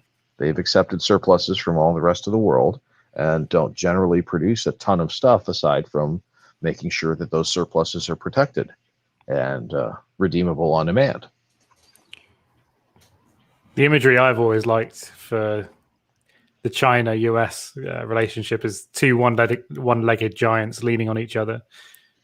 Because they know that the minute one of them falls over, the other one's going down pretty quick with it. Yep. Yeah. So interdependent or? Yes. Mm-hmm. Yeah. But that's not going to get any worse with the most beloved president of all time. Oh, so cute. Most popular president in history. It's so adorable when he eats ice cream. But many times he harmed us by eating ice cream. Let's get further away from the sun. I don't want to get banned just yet. Okay. I think is that the end of it? Do you want to finish off, or okay? No, he just kind of recaps it. So I think that top paragraph, and then we've kind of covered it to death. Last paragraph. Or top paragraph? Yeah, just that top paragraph. Let me briefly go to ground. Okay. We can skip the ABCs. Jump in. Oh, I was just going to... let me briefly go over the ground with you again. We began with our particular industrial process, the shoe factory. We found that the division of the joint product that took place there was similar to the division that took place in the sum total of all industrial processes. We found that labor could buy back with its wages only so much of the product, and the capital didn't. Only so much of the product. False. And that capital did not consume the remainder of the product. True. We found that when labor had consumed to the full extent of its wages, and when capital had consumed to all that it wanted, there was still left an unconsumed surplus. True. We agreed that this surplus could only be disposed of abroad. False. We agreed also that the effect of unloading this surplus on another country would be to develop the resources of that country. Not necessarily true. And that in a short time, that country would have an unconsumed surplus. Definitely false. We extended this process to all the countries on the planet, till every country was producing every year and every day an unconsumed surplus, which it could dispose of to no other country. Now I ask you again, what are we going to do with those surpluses? And rejoice at living in such a world of plenty. Yes, exactly. I mean, you're in the Garden of Eden at that stage. What else do you want? It's the fundamental necessity, the fundamental precondition that's necessary for communism to actually have a prayer is to be in a post-scarcity society, which is what he's describing. Yeah. So even the society that communism wants is provided by capitalism. As has it always been. Yes. As it has always been. And as it should be. Amen. Well, it's anytime you distribute something has to have produced it in the first place. And you can only get by distributing things in an egalitarian fashion if they've been produced in an inegalitarian fashion. And then he talks about other alternatives to how to do it. Throw stuff in the ocean, but it's absurd. Machine break machines, that sort of thing. And then where was it? There's also just reflecting on that a belief that man's capacity for consumption is limited. Whereas if you were, it's not a good thing that it's not. But if you were living in this post-scarcity world as he's describing, or at least edging towards that, people, if you think consumerism's bad now, people would be buying a new pair of clothes every day, buying a new car every day. Like there's so many faults in this argument because it assumes that it's a snapshot. It assumes everything will remain exactly as is right now and follow the chain of reasoning that he's describing. But people's ability to consume will change depending on how much purchasing power they have. And as you say, there'll be a rapid amount of deflation. And then it will meet an equilibrium because people's consumption will increase, which will then allow it to inflate again. And I just want to put in a little point about your suggestion about disposable things, that's referenced very snidely in Idiocracy with the one-time use disposable shirts and pants that have corporate brand names all over them. Mm-hmm. yeah. I mean, I know that I've seen clips of it. I haven't seen the whole film, but a lot of people have said it's a lot more prophetic than it should be. It's worth the time watching. Yeah. What were you going to say, Justine? I was just thinking, isn't it kind of a temporary state of affairs anyway? Like you kind of reached this stage where everybody had produced so much, and they're all trying, you'd consume the stuff, right? And then you'd be back to after a while, and you'd be back to having to produce it all again, or exactly.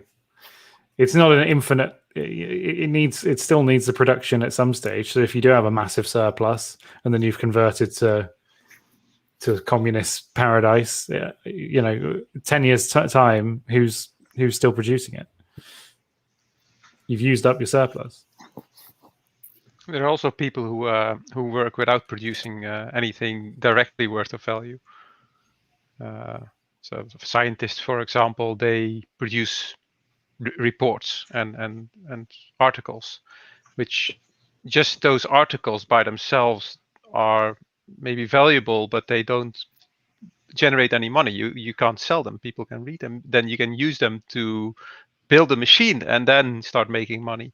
But those people still need to be paid. So yeah, this whole premise of his that everything is from manufacturing is a bit really short-sighted.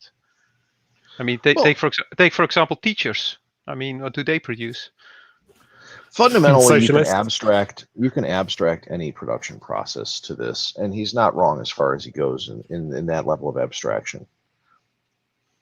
But it all comes down to the fact that we're talking about production versus consumption, and the marginal utility of the second good is less than the marginal utility of the first good of the same type. So eventually you get to a point where there's depreciating value for the n+1 good, and the factory stops producing that good because it no longer meets the threshold to be productively manufactured. Then the whatever was used or was going to be used to produce that good gets diverted into production of some other good that does beat that threshold.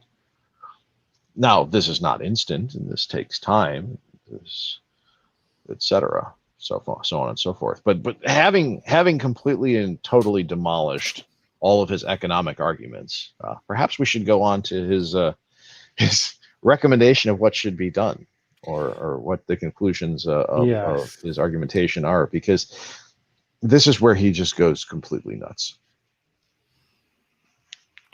Yes. So I think here's probably around where we should start. He breaks it down at the top there from, I'll show you something that isn't a dream. Would you like me to read, or? Well, why don't you read, Albie? Yep. Sorry, let me just get it to a position where I can actually see it. I'll show you something that isn't a dream then. And that's something I shall call the oligarchy. You call it the plutocracy. We both mean the same thing. The large capitalists or the trusts. Let us see where the power lies today, and in order to do so, let us apportion society into its class divisions. There are three big classes in society. First comes the plutocracy, which is composed of wealthy bankers, railway magnates, corporation directors, and trust magnates. Second is the middle class, your class, gentlemen, which is composed of farmers, merchants, small manufacturers, and professional men. And third and last comes my class, which, again, we've established he is not of the proletariat. The proletariat, which is composed of the wage workers. You cannot but grant that the ownership of wealth constitutes essential power in the United States today. How is this wealth owned by these three classes? Here are the figures. The plutocracy owns 67 billions of wealth, or the total number of persons engaged in occupations in the United States. Only 0.9% are from the plutocracy, yet the plutocracy owns 70% of the total wealth. The middle class owns 24 billions. 29% of those in occupations are from the middle class, and they own 25% of the total wealth. Remains the proletariat. It owns 4 billions. Of all persons in occupations, 70% comes from the proletariat, and the proletariat owns 4% of the total wealth. Where does the power lie, gentlemen? From your own figures, we of the middle class are more powerful than Labour. Calling us weak does not make you stronger in the face of the strength of the plutocracy. And furthermore, I'm not done with you. There is a greater strength than wealth, and it is greater because it cannot be taken away. Our strength, the strength of the proletariat, is in our muscles, in our hands to cast ballots, in our fingers to pull triggers. This strength we cannot be stripped of. It is the primitive strength. It is the strength that is the life germane. It is the strength that is stronger than wealth, and that wealth cannot take away. Oh, I feel awful. I feel dirty just reading it. But your strength is detachable. It can be taken away from you. Even now, the plutocracy is taking it away from you. In the end, it will take it all away from you. And then you will cease to be the middle class. You will descend to us. You will become proletarians. And the beauty of it is that you will then add to our strength. We will hail you as brothers, and we will fight shoulder to shoulder in the cause of humanity.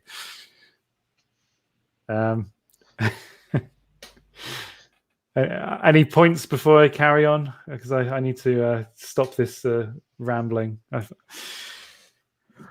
Well, the initial contention is the blanket comparison between power and money, which is not at all the case. He's true as far as he goes, and when he says that the strength is the base strength, the pulling triggers and whatnot, but he's completely and totally disregarding the fact that money can be translated into that base strength, and the most efficient way of doing that is through government, through the state, because the state has the tacit approval of the populace and the legal approval of the system to exercise that base strength without consequence, predicated on the assumption that a quote-unquote law has been violated. This has been true throughout history and throughout time and throughout all human societies. So the logical conclusion of this is to co-opt the state in support of one or more of these groups. Ernest is advocating to co-opt the state in support of the proletariat, and the plutocracy is advocating to co-opt the state in support of the plutocracy. And as was mentioned earlier in this chapter, the middle class is attempting to co-opt the state in support of the middle class. So we come back to the core fundamental basis of the society being the strength of the state to pull triggers and lift with muscles. It's an interesting prediction that the middle class will descend to the proletariat and be welcomed. Not sure that's what ever happened in socialist revolutions. Absolutely not. Case in point, the kulaks. Yeah. But what might be more similar to what he's describing is the sort not a descending of the middle class, but a moving of a lot of the quote-unquote proletariat to the middle class, which they will then become these champagne socialists. So in a way, what he's describing has happened, but not through a descension of the middle class, but of an expansion of the middle class. Yeah, upward class mobility has long been the core component of the Western world. No longer has what you were born as been the final determiner of your position in life. That equality before the law and equality of opportunity is a core Western value. But when the middle class is represented by someone like Ernest, it's not a good thing for that to be happening. I think it also, one weakness that we have is that we've devalued the working class positions, right? Like in Britain, Blair wanted everyone go to university and everybody become a computer engineer, and then all these code. Yeah, and they learned to code, and then all these. Apparently, there are all these very respectable working class jobs empty, and because people aren't training vocationally, and partly because there's not enough respect for these kinds of. Yeah, well, it instills people with a sense of entitlement. They think, oh, well, I've come out with 3 A levels at A star, so why can't I be the top of the company? Why do I need to work from the bottom up? And now we've got also the dreaded overproduction of elites, which is leading to a lot of this unrest. Yeah, and then you see exactly the same thing that happens with university students, where they come out expecting to be given a job at the top of that field, but not understanding that the scarcity of university students is long since outweighed their usefulness. I predict that soon we'll get a university level above university, but maybe in some countries you already have that. You have different types of universities, but here in Netherlands, they're all kept at the same level. It's called the academic agency. But the idea school. with the I mean, they want that if everybody goes to university, then university is basically populated with a slice of society. And the strength of the university was that it was not representational for society. It was just you had some people who were better at learning and better at gardening and knowledge than other people, and you put them into a separate building so they don't bother society that much, and they come up with brilliant ideas. That's what a university used to do. But if it becomes like society, what would a university produce what society by itself cannot produce? So then it's just another thing, another part of society, and you need a different kind of institute that can do that that cookie stuff again. Mm-hmm. Well, it's not only just that. The university degree actually meant something in the past, and now everybody and their brother has a degree. So you now need, at least in America, a master's degree in order to be considered for anything. And with the depreciation of that, we're also going to see people now needing PhDs in order to even get entry-level jobs.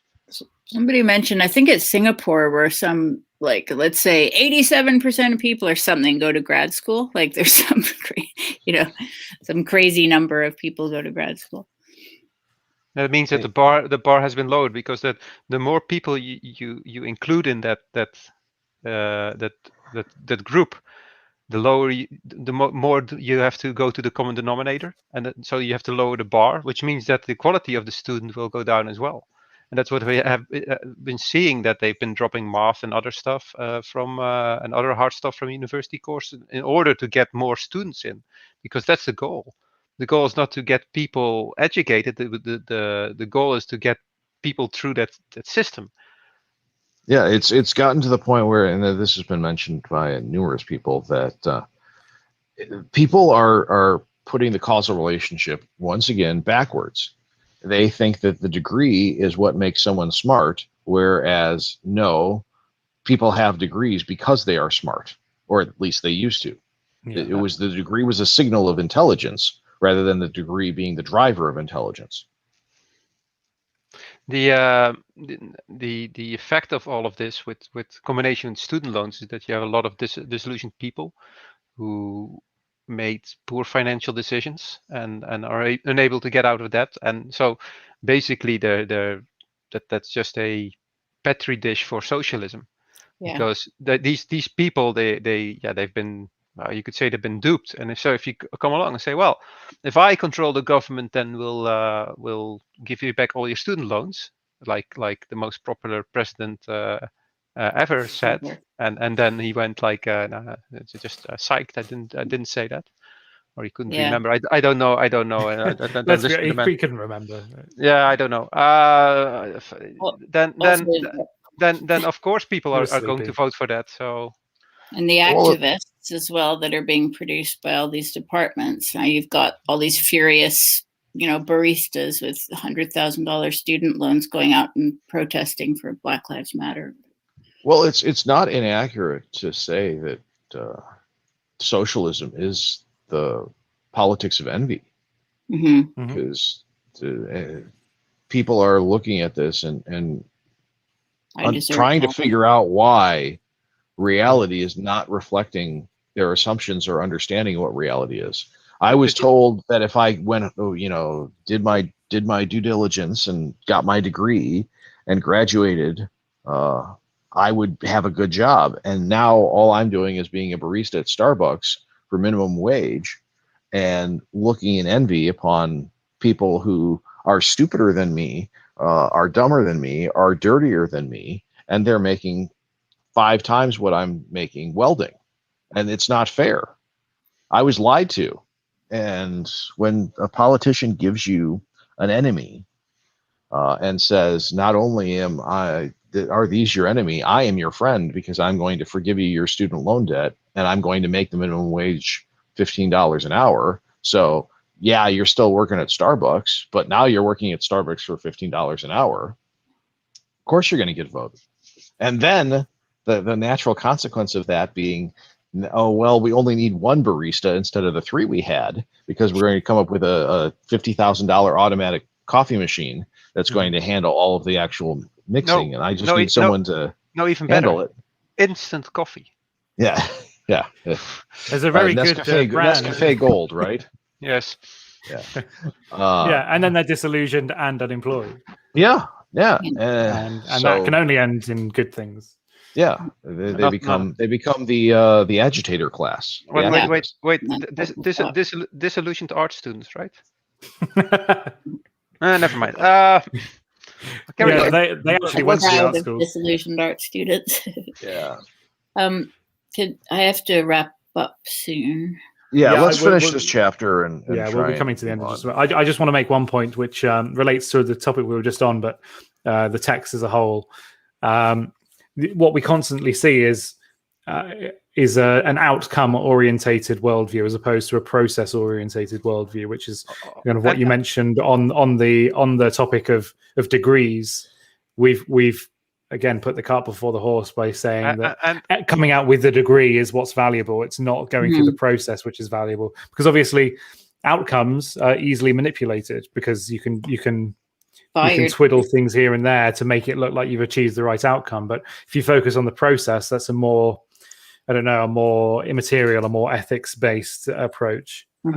Not only that, it's a very envious one, because he basically says, well, you have that stuff and we don't have it, just give it to us, we're going to take it. Well, he could have, of course, with all his organizing, started his own company and be more benevolent. And then he says, well, then we get people who are trying to sabotage us. But yes, seemingly you can organize a revolution, but you can't fight sabotage. It's really odd. So... Yeah, given his godlike status, you'd imagine he'd be a great capitalist. But yeah, he would inspire people to do stuff. Take them to Mars or Venus. Okay, let's colonize Mercury for the next. Do I need to read on from here? I think we've covered. I think we've probably ripped into it enough. Powers.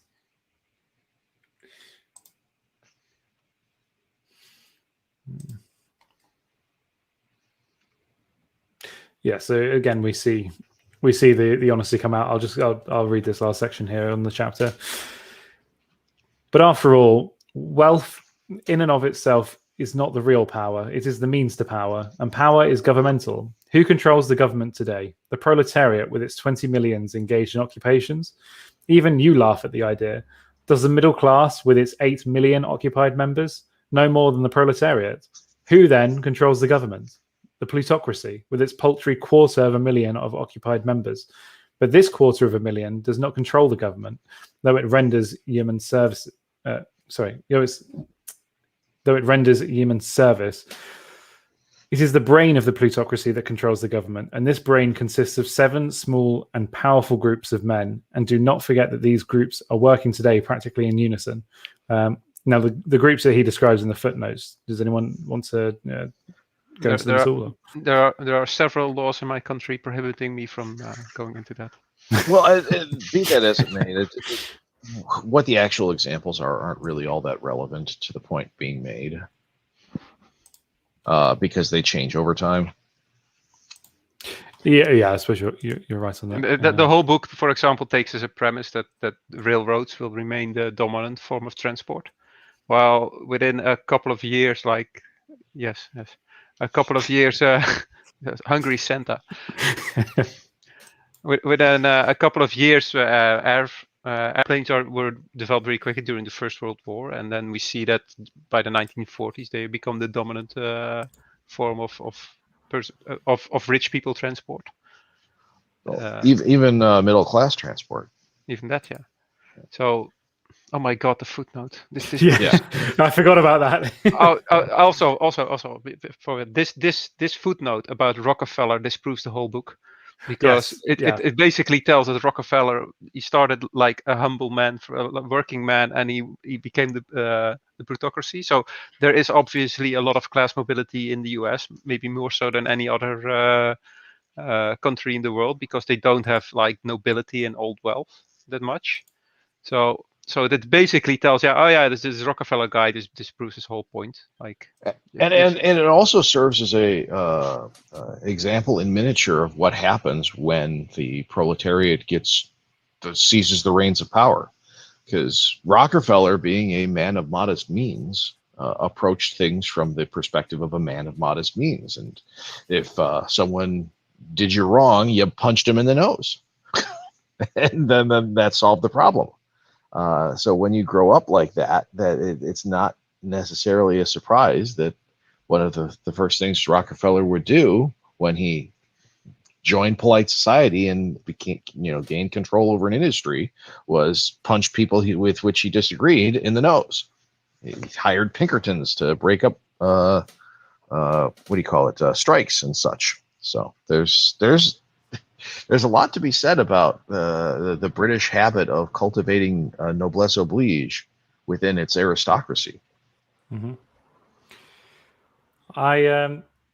This is not a topic to go into at the moment because it could take up far too much time, but something I would like to talk about at some stage is as you say, with the Pinkertons, just how closely tied other groups were to the unions. I think that some of the economic issues that we see happen in the 20s and beyond really come through the mob influence within unions. Obviously, it's known, but I think that the extent to which they damage the US economy might be underrated. I think that there's a lot of lobbying going on that is sort of it destabilizes the economics in a way that I don't think is spoken about enough. Well, that's what I was talking about when the labor movement made it inefficient and ineffective and uncompetitive to manufacture domestically. Yeah, but they were a leading aspect as to why that happened. I think because the Teamsters were lobbying to increase the wages, not for the benefit of the workers a lot of the time, but to strong arm more money out of the people that they had in the unions. Yep. Anyway, to wrap up, I think we've basically eviscerated his economic arguments. Yes. We have the rest to finish off, but I think the next one will be quite a quick breeze through because we've covered the meatier parts of his arguments. I think it's mainly going to be when we get to the end next week when we can have an overview of what happened and compare it to his predictions and compare it to reality. What happens when people become jealous in a world of plenty? Stay tuned, folks. Any final thoughts? Any closing thoughts? Why are we doing this? He echoed. We're doing this because we want to make sure that we've identified and outlined all of the logical problems that are inherent in the economic argument being made of the communist. Yeah, this is basically a taking down of the logical, a refutation of the logical argumentation in support of socialists and socialism, and co-opting of the state by the proletariat. At least that's my perspective on this. And since these arguments have made such a massive comeback in recent years, I think it's worth doing. And chapter 9 is really the core of the book. Yeah. I thought we would get consumed by 8 and 9 by quite some time. So, right. Well, see everyone next week, and don't read the Iron Heel. Everyone. or let us know what other arguments and counterpoints we might have missed. Yes, I'm sure there's plenty that we could have got into, but we don't want to turn this into a year-long stream. So, yeah, goodbye everyone, and we'll see you next week. Good night, everybody. Bye. Bye.